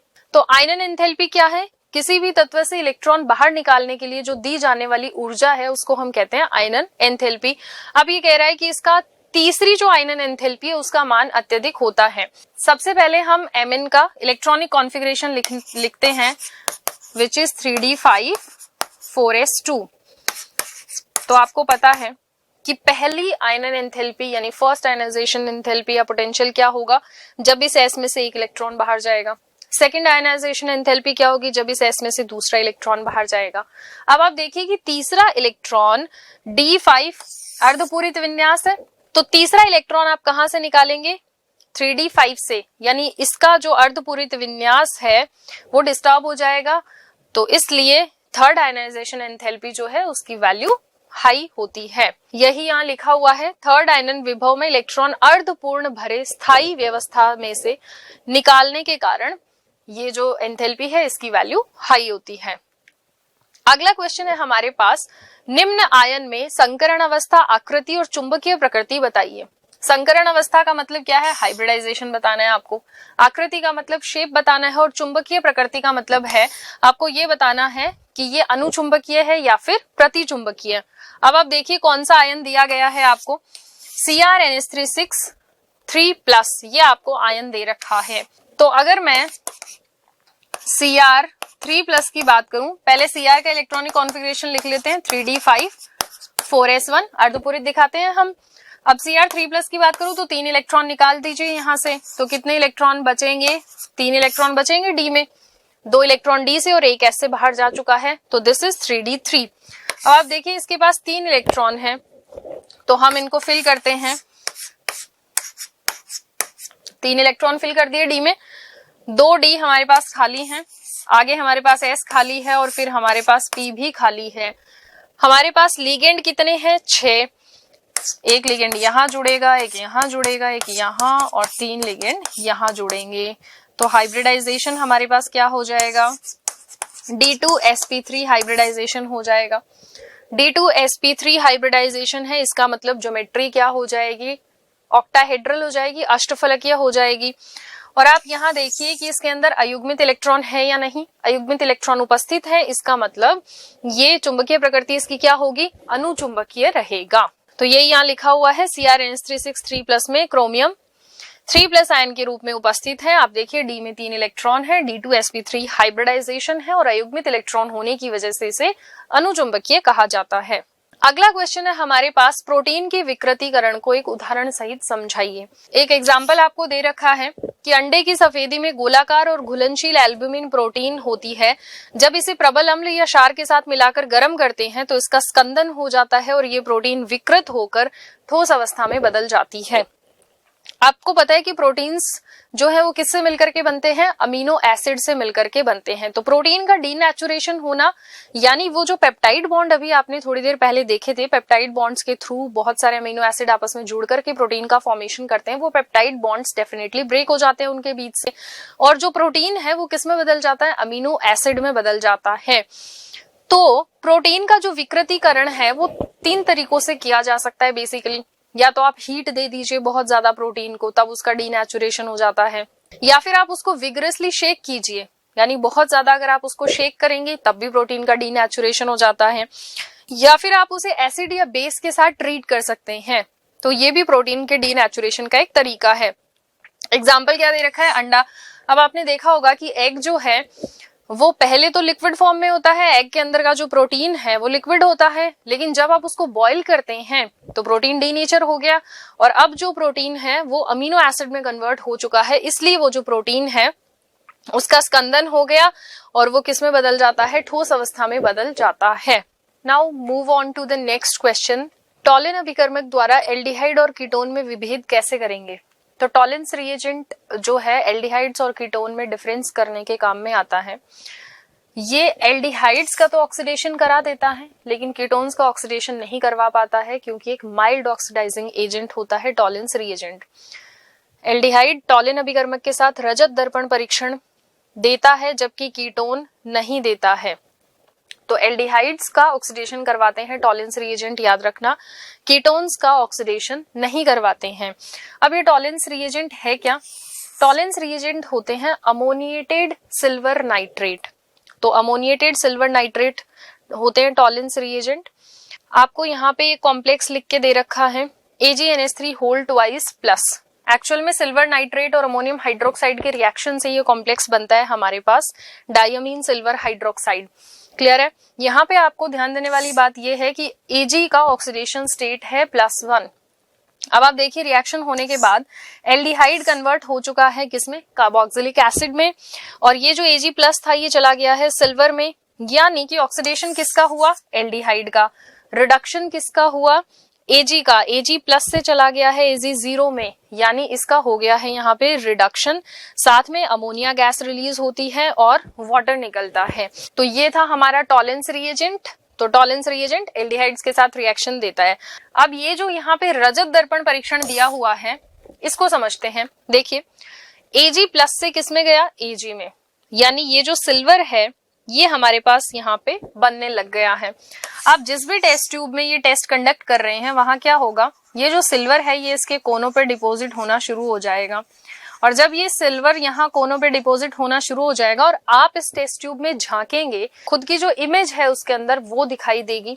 इसका मतलब कि ये किसकी तरह काम करेगा, मिरर की तरह काम करेगा, इसलिए इसको बोला जाता है सिल्वर मिरर टेस्ट या फिर रजत दर्पण परीक्षण। क्लियर हो गई बात। तो ये हमारा टॉलेंस रिएजेंट का क्वेश्चन हुआ। नेक्स्ट क्वेश्चन हमें दे रखा है, निम्न रासायनिक अभिक्रियाओं को पूरा कीजिए। 3 रिएक्शंस आपको दी हुई हैं। सबसे पहली है एल्काइल आयोडाइड की रिएक्शन करवा रखी है सिल्वर फ्लोराइड के साथ। सेकंड रिएक्शन में आपको सॉल्ट दे रखा है कार्बोक्सिलिक एसिड का, सिल्वर सॉल्ट दिया हुआ है, रिएक्शन है Br2 के साथ CCl4 की प्रेजेंस में।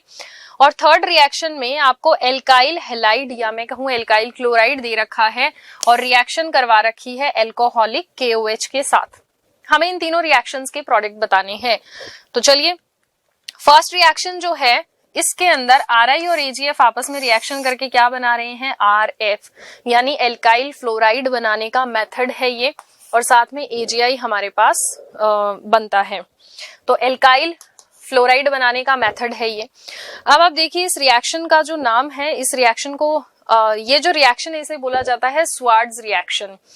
तो आपने थोड़ी देर पहले फिंकेलस्टीन रिएक्शन पढ़ी थी, उसके अंदर हमने हेलोजन एक्सचेंज होते हुए देखा था और वहां आपने देखा था एल्काइल आयोडाइड बनाने का मेथड है वो, एल्काइल फ्लोराइड बनाने का मेथड है ये, और इसको बोला जाता है स्वार्ट्ज रिएक्शन। ठीक है, तो ये स्वार्ट्ज रिएक्शन है। अब हम सेकंड रिएक्शन की बात करते हैं। तो यहाँ पे आप देखिए CH3CH2COO Ag की रिएक्शन Br2 के साथ हो रही है।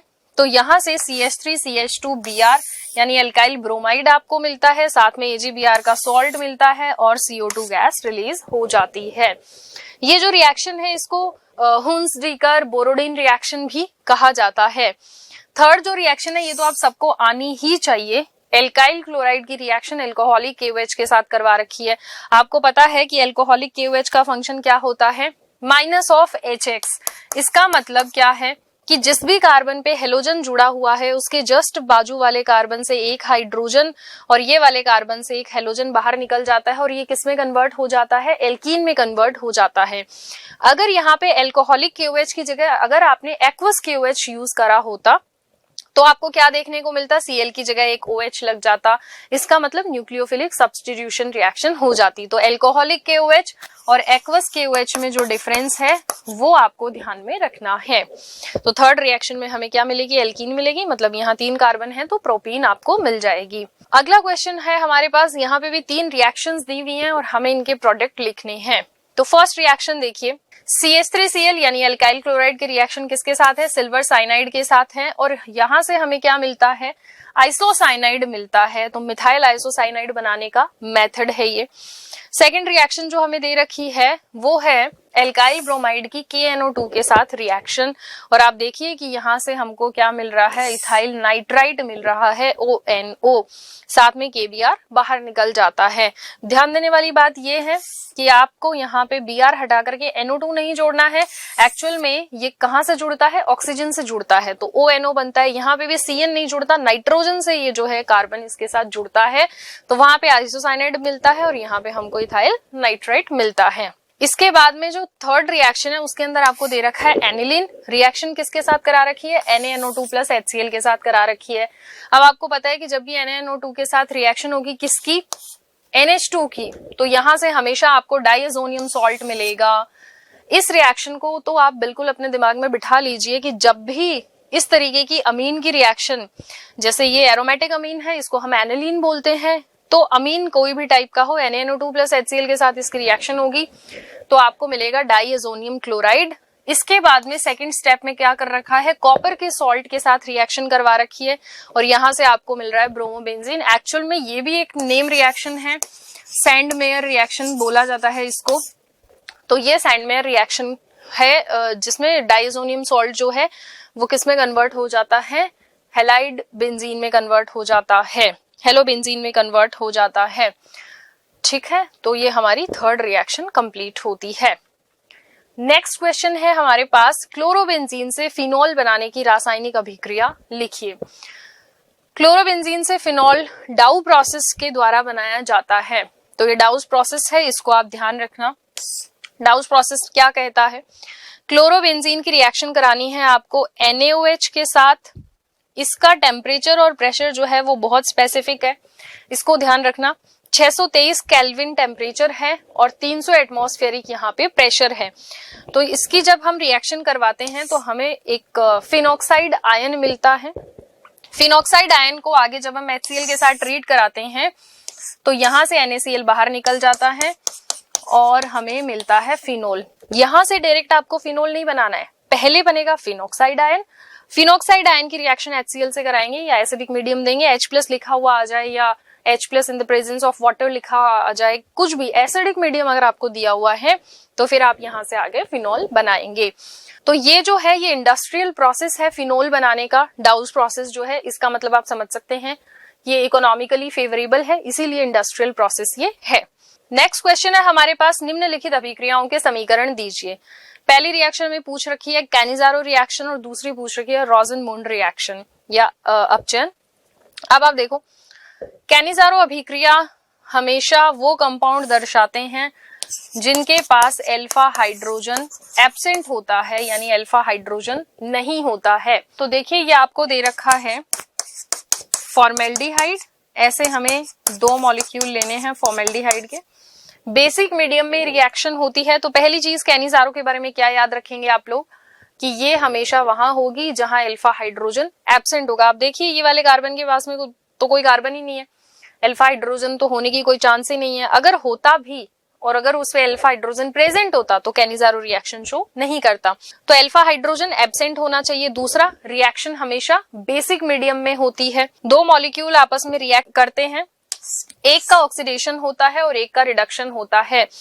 अब आप देखिए कि एल्डिहाइड के ऑक्सीडेशन से क्या बनेगा, कार्बोक्सिलिक एसिड बनेगा, और एल्डिहाइड के रिडक्शन से क्या बनेगा, अल्कोहल बनेगा। इसका मतलब एक ही टाइप के मॉलिक्यूल से 2 अलग अलग टाइप के प्रोडक्ट मिलेंगे। आप यहाँ पे देख सकते हैं, एक आपको अल्कोहल मिल रहा है और एक आपको एसिड का सॉल्ट मिल रहा है। KOH ले रखा है इसलिए COO। इसका मतलब कि इस रिएक्शन को हम डिस्प्रोपोर्शनेशन रिएक्शन बोल सकते हैं, क्योंकि इसी का ऑक्सीडेशन और इसी का रिडक्शन हो रहा है। क्लियर हुई बात? तो ये हमारी कैनिजारो रिएक्शन है। सेकंड जो रिएक्शन दे रखी है हमें वो है रॉजनमुंड अपचयन। ये भी बहुत इंपॉर्टेंट रिएक्शन है। रॉजनमुंड अपचयन एसिड क्लोराइड दिखाते हैं, एक्चुअल में कुछ भी नहीं है, अपचयन करवाना है हाइड्रोजन की प्रेजेंस में। यहाँ जो कैटलिस्ट काम में लिया जाता है वो बहुत ही इंपॉर्टेंट है, लिंडलर कैटलिस्ट बोलते हैं इसको। PDBaSO4 जो है इसको बोला जाता है लिंडलर कैटलिस्ट, इसको आप ध्यान रखेंगे, लिंडलर कैटलिस्ट। तो लिंडलर कैटलिस्ट की प्रेजेंस में होती है रॉजनमुंड अपचयन, और यहाँ पे CH3COCl यानी एसिड क्लोराइड के साथ रिएक्शन होती है। और आप देखिए एसिड क्लोराइड किस में कन्वर्ट हो चुका है, एल्डिहाइड में कन्वर्ट हो चुका है। तो दिस इज रॉजनमुंड रिडक्शन। अब हम चलते हैं हमारे सेक्शन C की तरफ। अब आपको सेक्शन C और D में अथवा वाले क्वेश्चंस मिलेंगे, तो आप अपनी चॉइस के अकॉर्डिंग वहां पे क्वेश्चन अटेम्प्ट कर सकते हैं। पहला क्वेश्चन देखते हैं हम, निम्नलिखित अभिक्रियाओं को पूरा कीजिए एवं A और B को पहचानिए। चलिए तो हम क्वेश्चंस देखते हैं। सबसे पहले आपको एक रिएक्शन दे रखी है RCONH2 यानी एसिटामाइड दे रखा है आपको। रिएक्शन है Br2 प्लस KOH के साथ, यहां से कुछ एक प्रोडक्ट बन रहा है A। इसकी रिएक्शन करा रहे हैं CHCl3 प्लस KOH के साथ यानी chloroform in the presence of basic medium base. यहां से कुछ प्रोडक्ट बन रहा है B, तो हमें A और B दोनों बताने हैं। सेकंड जो आपके पास क्वेश्चन है इसके अंदर पूछ रखा है IUPAC नाम बताइए इन दोनों के। तो आपको ये 2 कंपाउंड दिए गए हैं, इन दोनों के IUPAC नेमिंग हमें करनी है। पहले क्वेश्चन की तरफ चलते हैं। देखिए सबसे पहले हमको दिया गया है RCONH2 Br2 प्लस KOH के साथ रिएक्शन कराते हैं तो हमें जो प्रोडक्ट A मिलता है वो मिलता है RNH2 यानी अमीन बनती है हमारे पास। ये जो रिएक्शन है ये भी एक नेम रिएक्शन है, होफमैन ब्रोमाइड रिएक्शन हम इसको बोलते हैं, जिसके अंदर एसिटामाइड की रिएक्शन करवाई जाती है ब्रोमीन के साथ और आपको प्रोडक्ट क्या मिलता है, अमीन, प्राइमरी अमीन यहाँ से मिलता है। इस अमीन की रिएक्शन जब आप क्लोरोफॉर्म के साथ करवाते हैं KOH की प्रेजेंस में तो आपको मिलता है आइसोसाइनाइड यानी RNC। तो एल्काइल आइसोसाइनाइड का फॉर्मेशन होता है, तो A आपके पास हो जाएगा RNH2 यानी अमीन्स और B हो जाएगा एल्काइल आइसोसाइनाइड। इसके बाद में आपसे पूछ रखा था IUPAC नेम, तो आप देखिए इसका IUPAC नेम पूछा है C2H5N2+HSO4 नेगेटिव। अब आप देखिए कि अगर मैं ये लिखती हूं आपके पास N2+Cl नेगेटिव, तो ये क्या है, बेंजीन, क्योंकि ये बेंजीन है।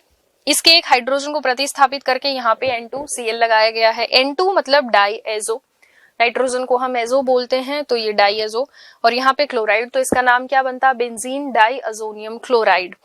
अब यहाँ पे देखिए बेंजीन डाईअजोनियम तक तो ठीक है, लेकिन Cl नेगेटिव की जगह HSO4 नेगेटिव दिया गया है, तो हम इसको क्या बोलेंगे, हाइड्रोजन सल्फेट। तो इसलिए इसका जो नाम है वो आपको यहाँ लिख के बताया गया है, बेंजीन डाईअजोनियम हाइड्रोजन सल्फेट। तो ये इसका IUPAC नेम हो जाएगा। इसके बाद में हमारा जो थर्ड कंपाउंड था, ये वाला कंपाउंड आप देखिए, इसका नाम आपसे पूछा है, ठीक है। अब आप देखिए यहाँ पे भी नाइट्रोजन और नाइट्रोजन के बीच में क्या है, डबल बॉन्ड है, मतलब डाईएजो तो है। इसकी पैरा पोजीशन पे हाइड्रोक्सी ग्रुप जुड़ा हुआ है, तो इसका नाम क्या बनेगा, देखिए पैरा हाइड्रोक्सी एजो बेंजीन, ये इसका नाम हो जाएगा, para hydroxy azo benzene. Clear है बात। अब हम चलते हैं इसके अथवा वाले क्वेश्चन पे। तो इसके अथवा में जो क्वेश्चन आया हुआ है वो देखिए आप, निम्नलिखित अभिक्रियाओं को पूरा कीजिए और A व B को पहचानिए। तो ये हमारी फर्स्ट रिएक्शन है C6H5NO2, इसको हम करवाते हैं अभिक्रिया किसके साथ, SN in the presence of HCl के साथ, और यहां से हमें एक कंपाउंड मिलता है A। इसकी दोबारा से रिएक्शन NaNO2 प्लस HCl के साथ होती है और हमें कुछ प्रोडक्ट मिलता है B। अब ये कह रहा है कि इनको पूरा करना है और A और B को पहचानना है। इन रिएक्शंस को देखते हैं हम। पहली रिएक्शन देखिए आप, तो आप देखिए C6H5NO2 SN विद HCl के साथ जब आप इसको रिएक्ट कराएंगे तो आपको यहां से मिलता है एनिलीन। ये क्वेश्चन हम पहले भी कर चुके हैं, और NO2 किस में कन्वर्ट हो जाता है, NH2 में कन्वर्ट हो जाता है। इसके बाद में इसकी रिएक्शन हम कराते हैं NaNO2 प्लस HCl के साथ, और अभी मैंने आपको बताया था कि जब भी इस तरीके से एरोमेटिक अमीन्स की रिएक्शन, अमीन्स की रिएक्शन हम कराते हैं NaNO2 प्लस HCl से, तो हमें क्या मिलता है, डाईअजोनियम सॉल्ट मिलता है। तो यहां से हमें क्या मिल जाएगा, N2 plus Cl negative diazonium chloride, benzene diazonium chloride. तो A हमारा हो जाएगा एनिलीन और B हो जाएगा बेंजीन डाईअजोनियम क्लोराइड। देखिए यहाँ पे आंसर भी दिया हुआ है आपको, एनिलीन और बेंजीन डाईअजोनियम क्लोराइड। इसके बाद में हमें IUPAC नेम पूछ रखे हैं, तो अब हम IUPAC नेमिंग देखते हैं। हमारे पास दो कंपाउंड दिए गए हैं, इसको देखिए सबसे पहले, ये क्या है, एसिडअमाइड। तो आप देखिए नाइट्रोजन के साथ सब्स्टिट्यूएंट क्या लगा हुआ है, CH3, तो हम क्या लिखेंगे, इसका नाम N मिथाइल, और ये क्या है, बेंजेनामाइड, तो N मिथाइल बेंजेनामाइड हो जाएगा इसका नाम। आप यहाँ पे देखिए N मैथिल बेंजामाइड या फिर N मिथाइल बेंजामाइड इसका नाम हो जाएगा। इसके बाद जो सेकंड हमको कंपाउंड दिया गया है, ये देखिए, ये क्या है, अमीन है। कौन सी अमीन है, टर्शरी अमीन है। तो आपको अपनी मेन चेन सेलेक्ट करनी है पहले, तो लॉन्गेस्ट कार्बन चेन तो ये हो जाएगी हमारी। अब आप देखिए नाइट्रोजन के साथ प्रतिस्थापी कौन लगे हुए हैं, दो इथाइल ग्रुप्स हैं, तो आप क्या नाम लिखेंगे, NN डाई इथाइल प्रोपेन, क्योंकि हमारी मेन चेन ये है, और वन अमीन या फिर प्रोपेनेमीन सीधा भी आप लिख सकते हैं। तो इसका नाम देखेंगे हम NN di methyl propane one amine या प्रोपेनेमीन, कैसे भी आप लिख सकते हैं। तो ये हमारा सेक्शन सी का पहला क्वेश्चन कंप्लीट होता है। अब हम चलते हैं नेक्स्ट क्वेश्चन की तरफ। इसके अंदर भी आपको दो क्वेश्चन पूछे गए हैं। पहला है, किसी अभिकारक के लिए अभिक्रिया द्वितीय कोटि की है। ऐसी जो इंफॉर्मेशन क्वेश्चंस में होती हैं उनको आप अंडरलाइन कर लीजिए पहले ही। तो ये द्वितीय कोटि की अभिक्रिया है। अभिक्रिया का वेग कैसे प्रभावित होगा यदि अभिकारक की सांद्रता, पहला ऑप्शन आपको दे रखा है दुगुनी कर दी जाए, दूसरा दे रखा है आधी कर दी जाए, यानी एक सेकंड ऑर्डर रिएक्शन है और आपको उसकी रेट बतानी है कैसे अफेक्ट होगी यदि हम अभिकारक की सांद्रता को दुगुना कर दें या फिर हम उसको आधा कर दें, तो वो कैसे प्रभावित होगा। दूसरा क्वेश्चन है, अभिक्रिया वेग और विशिष्ट अभिक्रिया वेग की इकाइयां हमें बतानी है। तो देखते हैं इनको। अब आप देखिए द्वितीय कोटि की अभिक्रिया के लिए जो वेग होता है वो क्या है, Ka², यही होता है द्वितीय कोटि की अभिक्रिया के लिए। अब ये कह रहा है कि यदि हमने A को यानी हमारा जो अभिकारक है उसकी सांद्रता को दुगना कर दिया। अब ये कह रहा है कि द्वितीय कोटि की अभिक्रिया के लिए वेग क्या होता है, के a का पावर 2। अब a को हमने क्या कर दिया 2a, तो देखिए वेग क्या बनेगा, के a की जगह क्या लिखेंगे 2a और इसका हो जाएगा स्क्वायर, यानी वेग हमारा क्या आ गया 4ka स्क्वायर। अब के a स्क्वायर की जगह तो हम पहले वाला ही वेग लिख सकते हैं, और ये जो नया हमारे पास बाहर एक कांस्टेंट आया है 4, इसका मतलब अब जो वेग है वो कितना गुना हो गया, पहले से 4 गुना हो गया है। अतः अभिक्रिया का वेग कैसा हो जाएगा, 4 गुना हो जाएगा। इसी तरीके से यदि हम a को a/2 कर देते हैं तो रिएक्शन का रेट क्या हो जाएगा 1/4, क्योंकि a/2 का स्क्वायर बनेगा तो 1/2 का स्क्वायर क्या होता है 1/4, ये बाहर आएगा यानी 1/4 हो जाता है। तो अगर हम द्वितीय कोटि की अभिक्रिया में अभिकारक की सांद्रता को दुगना करेंगे तो वेग 4 गुना होगा, और अगर हम अभिकारक की सांद्रता को आधा करेंगे तो वेग कितना हो जाएगा 1/4 हो जाता है। दूसरा क्वेश्चन था हमारे पास, अभिक्रिया वेग की इकाई क्या होती है, तो मोल पर लीटर पर सेकंड होती है अभिक्रिया वेग की इकाई। विशिष्ट अभिक्रिया वेग क्या है, मोल पर लीटर 1 - n1 + n2। समय इनवर्स ये आगे लिख दिया है, वहीं आएगा। n1 और n2 अभिकारकों के स्टाइकियोमेट्रिक गुणांक है, n1 और n2 अभिकारकों के स्टाइकियोमेट्रिक गुणांक है, ठीक है। तो ये आपको इकाइयां ध्यान रखनी है। अब हम अथवा वाला क्वेश्चन देखेंगे। एक अभिक्रिया A के प्रति प्रथम और B के प्रति द्वितीय कोटि की है, तो अवकलित वेग समीकरण लिखिए, ये पहला क्वेश्चन है। B की सांद्रता 3 गुनी करने पर वेग पर क्या प्रभाव पड़ेगा, ये अगला क्वेश्चन है। A और B दोनों की सांद्रता अगर दुगनी कर दें तब वेग पर क्या प्रभाव पड़ेगा, तो 3 प्रश्नों के उत्तर हमें देने हैं। सबसे पहले हम अवकलित वेग समीकरण लिखते हैं। तो आपको पता है A के प्रति कह रही है प्रथम और B के प्रति द्वितीय कोटि की है, तो जब हम अवकलित वेग समीकरण लिखेंगे तो वो क्या आएगी, A के प्रति प्रथम कोटि है मतलब A की पावर 1 रहेगी, B के प्रति द्वितीय कोटि है तो B की पावर कितनी रहेगी 2 रहेगी। ये तो आ गई हमारी अवकलित वेग समीकरण। अब ये कह रहे हैं B की सांद्रता 3 गुनी कर दो, तो B की सांद्रता 3 गुनी कर देते हैं। के A वैसे का वैसा है, B की जगह हम क्या लिख देंगे 3B और इसकी पावर क्या हो जाएगी 2, 3 की पावर 2 यानी 3 का स्क्वायर क्या हो जाएगा 9, इसका मतलब यहाँ वेग कितना हो जाएगा 9 टाइम्स हो जाएगा। थर्ड क्वेश्चन में कह रहा है A और B दोनों की सांद्रता दुगुनी कर देते हैं, चलो कर देते हैं। तो A की जगह मैं लिखूंगी 2A और B की जगह मैं लिखूंगी 2B, इसका है स्क्वायर। अब आप बताइए 2 का स्क्वायर 4, 4 × 2 कितना हो जाएगा 8, इसका मतलब ये कितनी हो जाएगी 8 टाइम्स हो जाएगी। आंसर देखते हैं। यहाँ आप देखिए सबसे पहले अवकलित वेग समीकरण दे रखी है के B स्क्वायर, वेग कितना होगा 9 गुना, और थर्ड वाले में जब A और B दोनों की सांद्रता हम दुगुनी कर देंगे तब वेग हो जाएगा 8 गुना। तो ये हमारा कंप्लीट होता है क्वेश्चन नंबर 17। अब हम नेक्स्ट क्वेश्चन देखते हैं। यहाँ ये कह रहा है निम्न अभिक्रियाओं के लिए रासायनिक समीकरण दीजिए। फिनॉल CH2 की उपस्थिति में Br2 से क्रिया करती है। इथेनॉल को कॉपर के साथ 300 डिग्री सेंटीग्रेड पर गुजारते हैं, और इसी के अंदर एक सेकंड क्वेश्चन हमसे पूछा है कि निम्न यौगिक का IUPAC नाम दीजिए। CH3O CH3 का होल ट्वाइस, सभी को दिख रहा होगा ईथर है ये, ठीक है। और जब हम ईथर का नामकरण करते हैं तो हम एक हमारा मेन चेन सेलेक्ट करते हैं और जो पीछे बच जाता है उसके पीछे हम ऑक्सी लगा देते हैं, और जो मेन चेन है उसके पीछे एन लगता है। तो एल्कोक्सी एल्केन हम ईथर्स का नामकरण करते हैं। तो अभी हम देखते हैं इस क्वेश्चन को डिटेल में। देखिए फर्स्ट क्वेश्चन में हमें कहा था कि फिनोल की रिएक्शन करानी है Br2 के साथ CH2 की प्रेजेंस में, तो यहाँ से हमें क्या मिलेगा ऑर्थोब्रोमोफिनोल और पैराब्रोमोफिनोल का मिक्सचर। तो फिनोल से अगर हमें ऑर्थो और पैराब्रोमोफिनोल बनाना है तो इसकी रिएक्शन हम किसके साथ कराते हैं, CH2 की प्रेजेंस में Br2 के साथ रिएक्शन करवाते हैं। सेकंड हमें दे रखा है CH3CH2OH यानी अल्कोहल की रिएक्शन कहाँ करवा रखी है, कॉपर के साथ 300 डिग्री सेल्सियस पे। एक्चुअल में ये जो रिएक्शन है ये है डिहाइड्रोजिनेशन। डिहाइड्रोजिनेशन का मतलब क्या है कि यहाँ से H2 का मॉलिक्यूल बाहर निकलता है। आप देखिए यहाँ से और यहाँ से एक एक हाइड्रोजन बाहर गया है, तो ये जो अल्कोहल था ये कन्वर्ट हो चुका है किसमें, एल्डिहाइड में, और एक H2 जो है वो बाहर निकल चुका है। यहाँ पे इथेनॉल जो है इसकी वेपर्स को हीटेड कॉपर के ऊपर से पास करवाया जाता है, तब ये रिएक्शन प्रोसीड होती है। नेक्स्ट है हमारे पास, इसका नाम पूछ रखा था ईथर का। अब आप देखिए हमारी जो लॉन्गेस्ट कार्बन चेन है वो ये रहेगी, सेकंड नंबर पे हमारे पास क्या जुड़ा हुआ है, मिथॉक्सी, तो 2 मिथॉक्सी प्रोपेन क्या हो जाएगा इसका IUPAC नाम। इसके अथवा में जो क्वेश्चन दे रखा है वो क्या है, निम्न अभिक्रियाओं के लिए रासायनिक समीकरण दीजिए। कौन सी अभिक्रियाएं हैं, फिनॉल सांद्र HNO3 के साथ क्रिया करता है, फिनॉल जिंक चूर्ण के साथ क्रिया करता है, तृतीयक ब्यूटिल अल्कोहल का IUPAC नाम दीजिए। ये 2 क्वेश्चंस हमसे अ और ब यहाँ पे पूछे हुए हैं।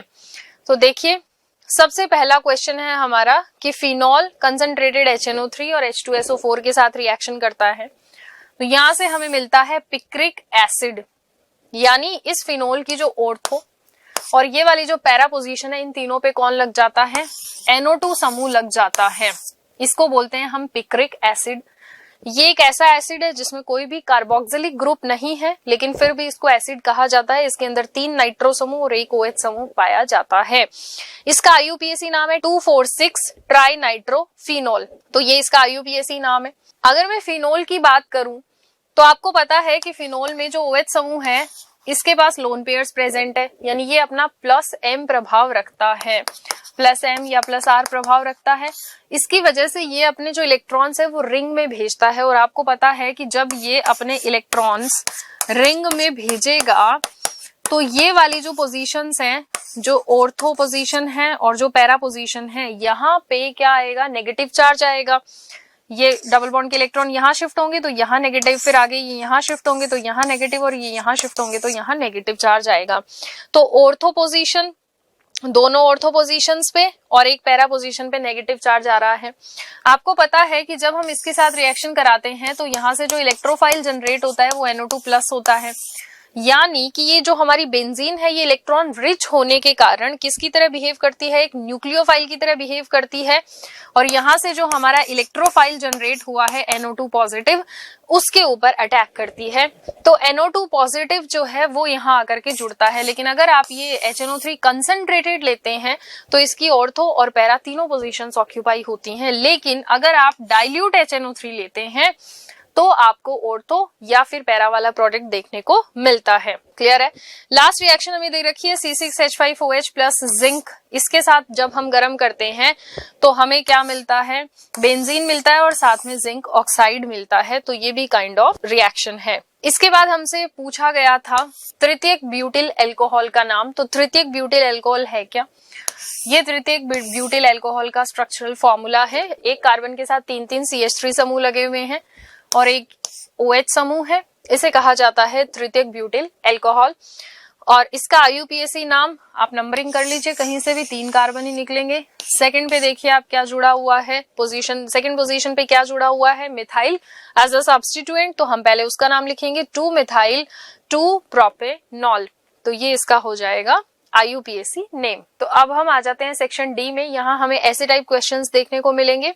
मैं आपको पहले ही बता चुकी हूँ कि केवल 2 ही चैप्टर से आपको ऐसे टाइप क्वेश्चंस प्रिपेयर करने हैं, वहीं से आने हैं। तो फर्स्ट क्वेश्चन की तरफ बढ़ते हैं। निम्नलिखित यौगिकों को उनके बढ़ते हुए अम्ल सामर्थ्य में व्यवस्थित कीजिए। ये यौगिक हैं CF3COOH, BrCH2COOH, NO2CH2COOH। इन तीनों में से सबसे ज्यादा एसिडिक नेचर किसका है, अम्लीय सामर्थ्य किसकी सबसे ज्यादा है, वो बताना है। सेकंड क्वेश्चन है ब्यूटेन 1 ऑल और ब्यूटेन 1 अमीन में कौन जल में अधिक विलय होगा और क्यों। थर्ड क्वेश्चन है बेंजोइल क्लोराइड को बेंजेल्डिहाइड में परिवर्तित करने का समीकरण दीजिए।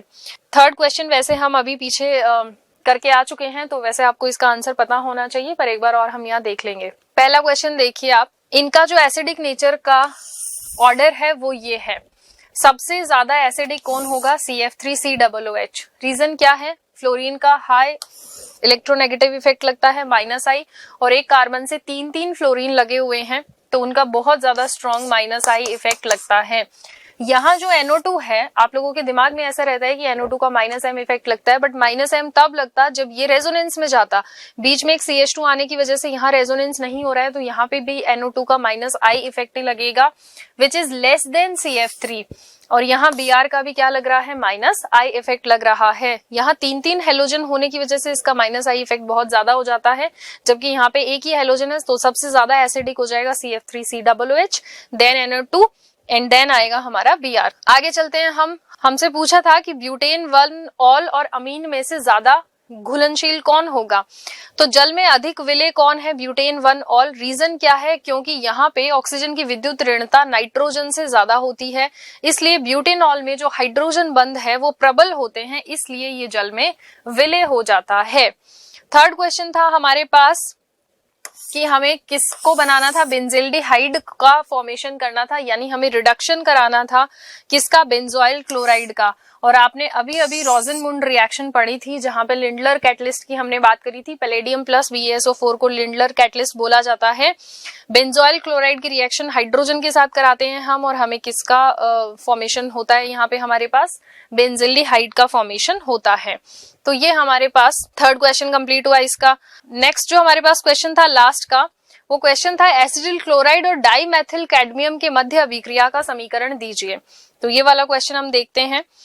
डाईमिथाइल कैडमियम और एसिटिल क्लोराइड के बीच में जब हम रिएक्शन कराते हैं तो यहां से आपको मिलता है क्या? एसिडोन मिलता है CH3COCH3 और साथ में कैडमियम क्लोराइड मिलता है। तो ये इनका रिएक्शन है, यानी Cl को किसने रिप्लेस कर दिया? CH3 ने रिप्लेस कर दिया, तो कैडमियम क्लोराइड अलग हो गया और यहाँ CO के साथ Cl की जगह कौन लग गया? CH3 लग गया। इसके बाद में हम चलते हैं नेक्स्ट क्वेश्चन जो इसके अथवा में है। सेक्शन सी और डी में हमें अथवा वाले क्वेश्चन देखने को मिलते हैं। तो यहाँ पे आपके पास पहला क्वेश्चन है कि एल्डिहाइड कीटोन की अपेक्षा अधिक क्रियाशील क्यों है? इथेन नाइट्राइल को इथेनॉइक अम्ल में परिवर्तन करने का समीकरण दीजिए। एथिल मैग्नीशियम ब्रोमाइड और CO2 के मध्य अभिक्रिया दीजिए। बेंजोइक अम्ल फ्रीडल क्राफ्ट अभिक्रिया क्यों नहीं दर्शाते हैं? ये इसका रीजन हमें बताना है। तो पहला क्वेश्चन देखते हैं। ये आपके पास एल्डिहाइड है और ये कीटोन दे रखा है। अब आप देखिए, एल्डिहाइड में एक CH3 समूह लगा हुआ है और CH3 समूह का प्लस आई इफेक्ट लगता है। कीटोन के अंदर ऐसे दो CH3 लगे हुए हैं और इन दोनों का प्लस आई इफेक्ट लगता है। और आपको पता है कि जो भी कार्बोनाइल ग्रुप्स होते हैं, कार्बोनाइल ग्रुप रखने वाले कंपाउंड होते हैं, वो हमेशा न्यूक्लियोफिलिक एडिशन रिएक्शन शो करते हैं। इसका मतलब इनका ये जो कार्बन है ये इलेक्ट्रोफिलिक होता है नेचर में, क्योंकि इसके साथ डबल बॉन्ड से ऑक्सीजन जुड़ा हुआ है, इसलिए ये कार्बन इलेक्ट्रोफिलिक हो जाता है नेचर में। तो ये इलेक्ट्रोफाइल की तरह बिहेव करता है, तो इसके ऊपर अटैक कौन करेगा? न्यूक्लियोफाइल। इसलिए यहाँ पे न्यूक्लियोफिलिक एडिशन रिएक्शन दिखाई जाती है। अब ये कह रहा है कि ये जो कार्बन की इलेक्ट्रोफिलिसिटी है, ये यहाँ पे इसको पूरी करने वाला केवल एक ही ग्रुप है जो प्लस आई दिखा रहा है, लेकिन कीटोन में ऐसे दो ग्रुप्स हैं जो प्लस आई इफेक्ट लगाते हैं। इसका मतलब तो जो कीटोन है उसके कार्बन की इलेक्ट्रोफिलिसिटी यहाँ पे कम हो जाती है कंपेयर टू क्या? एल्डिहाइड। इसलिए एल्डिहाइड जो है वो ज्यादा क्रियाशील होता है कीटोन की तुलना में। तो इन्होंने कहा है कि कार्बोनाइल समूह के कार्बन पे आंशिक धनावेश अधिक रहता है। कहाँ पे? एल्डिहाइड में। इसलिए नाभिक स्नेही को अपनी ओर आकर्षित करने की प्रवृत्ति अधिक हो जाती है, अतः ये अधिक क्रियाशील होते हैं। दूसरा हमने रिएक्शन देखा है क्या? ये हमको मिथाइल साइनाइड दे रखा है, डाइल्यूट HCl की प्रेजेंस में रिएक्शन करा रखी है, किसके साथ? वाटर के साथ। तो यहां से हमें क्या मिलेगा? एसिटिक एसिड मिलेगा और साथ में मिलेगी अमोनिया। कुछ नहीं है, हाइड्रोलाइसिस कराना है हमें इसका। तो CH3C triple bond N hydrolysis कराएंगे तो आपको पता है कार्बन और नाइट्रोजन के बीच का बॉन्ड टूटेगा। कार्बन के पास क्या आएगा? OH। नाइट्रोजन के पास क्या जाएगा? हाइड्रोजन। 3 बॉन्ड आप तोड़ रहे हैं, तो 3 OH यहाँ और 3 हाइड्रोजन यहाँ, तो ये तो बदल जाएगा NH3 में। अब आप देखते हैं कि कार्बन पे 3 OH लग चुके हैं, कार्बन पे 2 OH ही अनस्टेबल होते हैं, तो 3 तो बहुत ज्यादा अनस्टेबल है, तो यहाँ से एक वाटर मॉलिक्यूल बाहर निकल जाता है और ये जो है किस में कन्वर्ट हो जाता है? COOH में कन्वर्ट हो जाता है। तो यहाँ से हमें एसिटिक एसिड का मॉलिक्यूल मिलता है। थर्ड है हमारे पास, ये हमें RMgX दे रखा है, ग्रिग्नार्ड रिएजेंट है, आपको दिख रहा होगा। इसकी रिएक्शन CO2 के साथ करवानी है। अब आपको पता है कि CO2 में भी क्या है? C डबल बॉन्ड O समूह है, न्यूक्लियोफिलिक एडिशन रिएक्शन देगा, बिल्कुल। तो यहाँ पे अगर हम इसकी रिएक्शन की बात करें तो C डबल बॉन्ड O इस तरीके से है। अगर मैं इलेक्ट्रॉन्स की शिफ्टिंग कराऊं तो ऑक्सीजन पे नेगेटिव और कार्बन पे पॉजिटिव चार्ज है। यहाँ से आप देखिए मेटल्स पे हमेशा पॉजिटिव और एल्काइल ग्रुप पे नेगेटिव, यानी कार्बन पे नेगेटिव चार्ज आएगा। तो अगर हम इसकी रिएक्शन इसके साथ करवाएंगे तो इस कार्बन के साथ ये डबल बॉन्ड O, यहाँ पे क्या जुड़ेगा? ऑक्सीजन के पे नेगेटिव चार्ज है तो O MgBr, और इस कार्बन से क्या जुड़ जाएगा? ये C2H5 ग्रुप जुड़ जाएगा। इसके बाद में हमने क्या करवाया? इसका हाइड्रोलिसिस करवाया है। जब हम इसका हाइड्रोलिसिस कराएंगे तो O और Mg यानी ऑक्सीजन और मेटल के बीच का बॉन्ड ब्रेक होगा और इसका बॉन्ड ब्रेक होने से हमें क्या मिलेगा? C2H5 C double bond O OH। तो ये किस में कन्वर्ट हो गया, एसिड में कन्वर्ट हो गया, और यहां से आपको क्या मिल जाएगा, MgBrOH, ये आपको प्रोडक्ट देखने को मिलेगा। क्लियर है। इसके बाद में फोर्थ क्वेश्चन है हमारा कि बेंजिल्डिहाइड जो है वो फ्रीडल क्राफ्ट रिएक्शन क्यों नहीं देता है। तो ये कह रहा है बेंजिल्डिहाइड में -m प्रभाव के कारण वलय पर इलेक्ट्रॉन का घनत्व बहुत कम हो जाता है, इसलिए ये फ्रीडल क्राफ्ट अभिक्रिया नहीं दर्शाता है। क्योंकि आपको पता है कि फ्रीडल क्राफ्ट रिएक्शन जो है उससे हम एल्काइलेशन या असाइलेशन कराते हैं, यानी वहां से एक इलेक्ट्रोफाइल जनरेट होता है और बेंजीन न्यूक्लियोफाइल की तरह एक्ट करता है। लेकिन अभी आपने बेंजीन पे क्या लगा दिया, CHO समूह, जो कि क्या रखता है, -m इफेक्ट, तो ये इलेक्ट्रॉनों को बाहर खींच लेगा। तो इसकी जो ऑर्थो और पैरा पोजीशंस है वहां पे क्या जनरेट हो जाएगा, पॉजिटिव चार्ज जनरेट हो जाएगा। तो इसलिए यहाँ पे ये रिएक्शन पॉसिबल नहीं हो पाती है, क्योंकि रिंग जो है वो डीएक्टिवेट हो जाती है। क्लियर है। अब हम चलते हैं हमारे अगले क्वेश्चन की तरफ।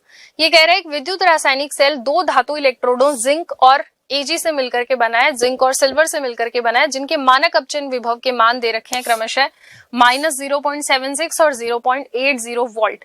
तो हमें बताना क्या है, एनोड का नाम बताना है, कैथोड का नाम बताना है, मानक सेल विभव का मान बताना है कितना आएगा, और सेल आरेख का निरूपण करना है। अब आप देखिए कि ये जो सेल है वो दो इलेक्ट्रोड से मिलकर के बना है, जिंक और सिल्वर से। हमें इनके अपचयन विभव के मान दे रखे हैं इन्होंने।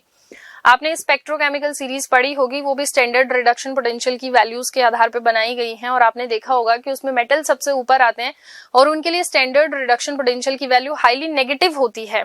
स्टैंडर्ड रिडक्शन पोटेंशियल की वैल्यू नेगेटिव होने का मतलब क्या है, वो हाइड्रोजन से भी कम है।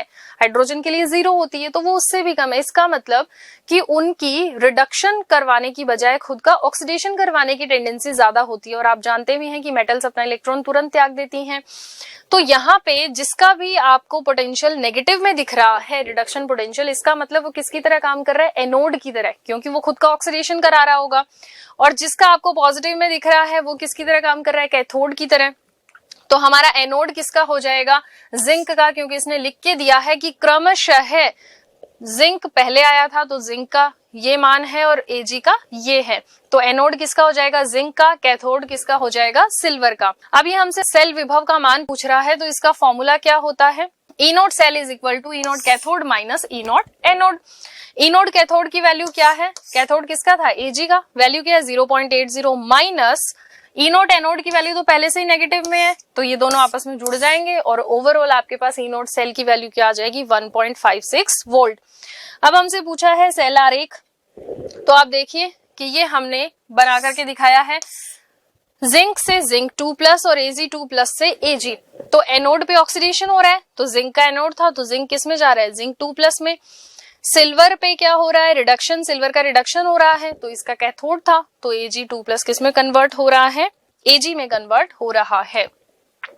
इसके अथवा में भी आपको इसी चैप्टर से एक क्वेश्चन मिला है, उस गैल्वेनिक सेल को दर्शाइए जिसमें निम्नलिखित अभिक्रिया होती है, zinc +2 Ag plus zinc 2+ + 2 Ag। अब यहां से हमें ये एक सेल रिएक्शन दे रखी है, हमसे क्वेश्चन क्या पूछे हैं, कौन सा इलेक्ट्रोड ऋणात्मक आवेशित है। आपको पता है कि एनोड जो है उस पे क्या होता है, ऑक्सीडेशन होता है, और एनोड धनात्मक होता है। ऋणात्मक कौन होता है, कैथोड। तो कौन सा इलेक्ट्रोड ऋणात्मक आवेशित है, यानी हमसे ये पूछ रहा है कि कैथोड किसका है। अब आपको यहां से दिख रहा होगा कि जिंक का तो हो रहा है ऑक्सीडेशन, जिंक 2+ में कन्वर्ट हो रहा है, यानी इसका तो एनोड है।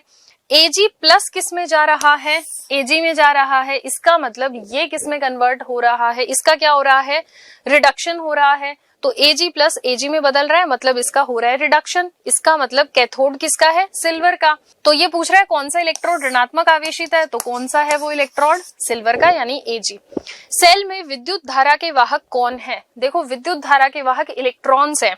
जैसे जिंक ने 2 इलेक्ट्रॉन बाहर निकाले, फिर सिल्वर ने उन्हीं इलेक्ट्रॉन्स को कैप्चर करा, तो ये जो हमारे विद्युत धारा के वाहक हैं वो कौन है, इलेक्ट्रॉन्स हैं। प्रत्येक इलेक्ट्रोड पर होने वाली अभिक्रिया क्या है, तो आपको पता है एनोड पे ऑक्सीडेशन होता है, तो आप रिएक्शन लिख देंगे, जिंक से जिंक 2+ बना, साथ में 2 इलेक्ट्रॉन यहाँ पे निकलते हैं, ये एक ऑक्सीकरण अभिक्रिया है।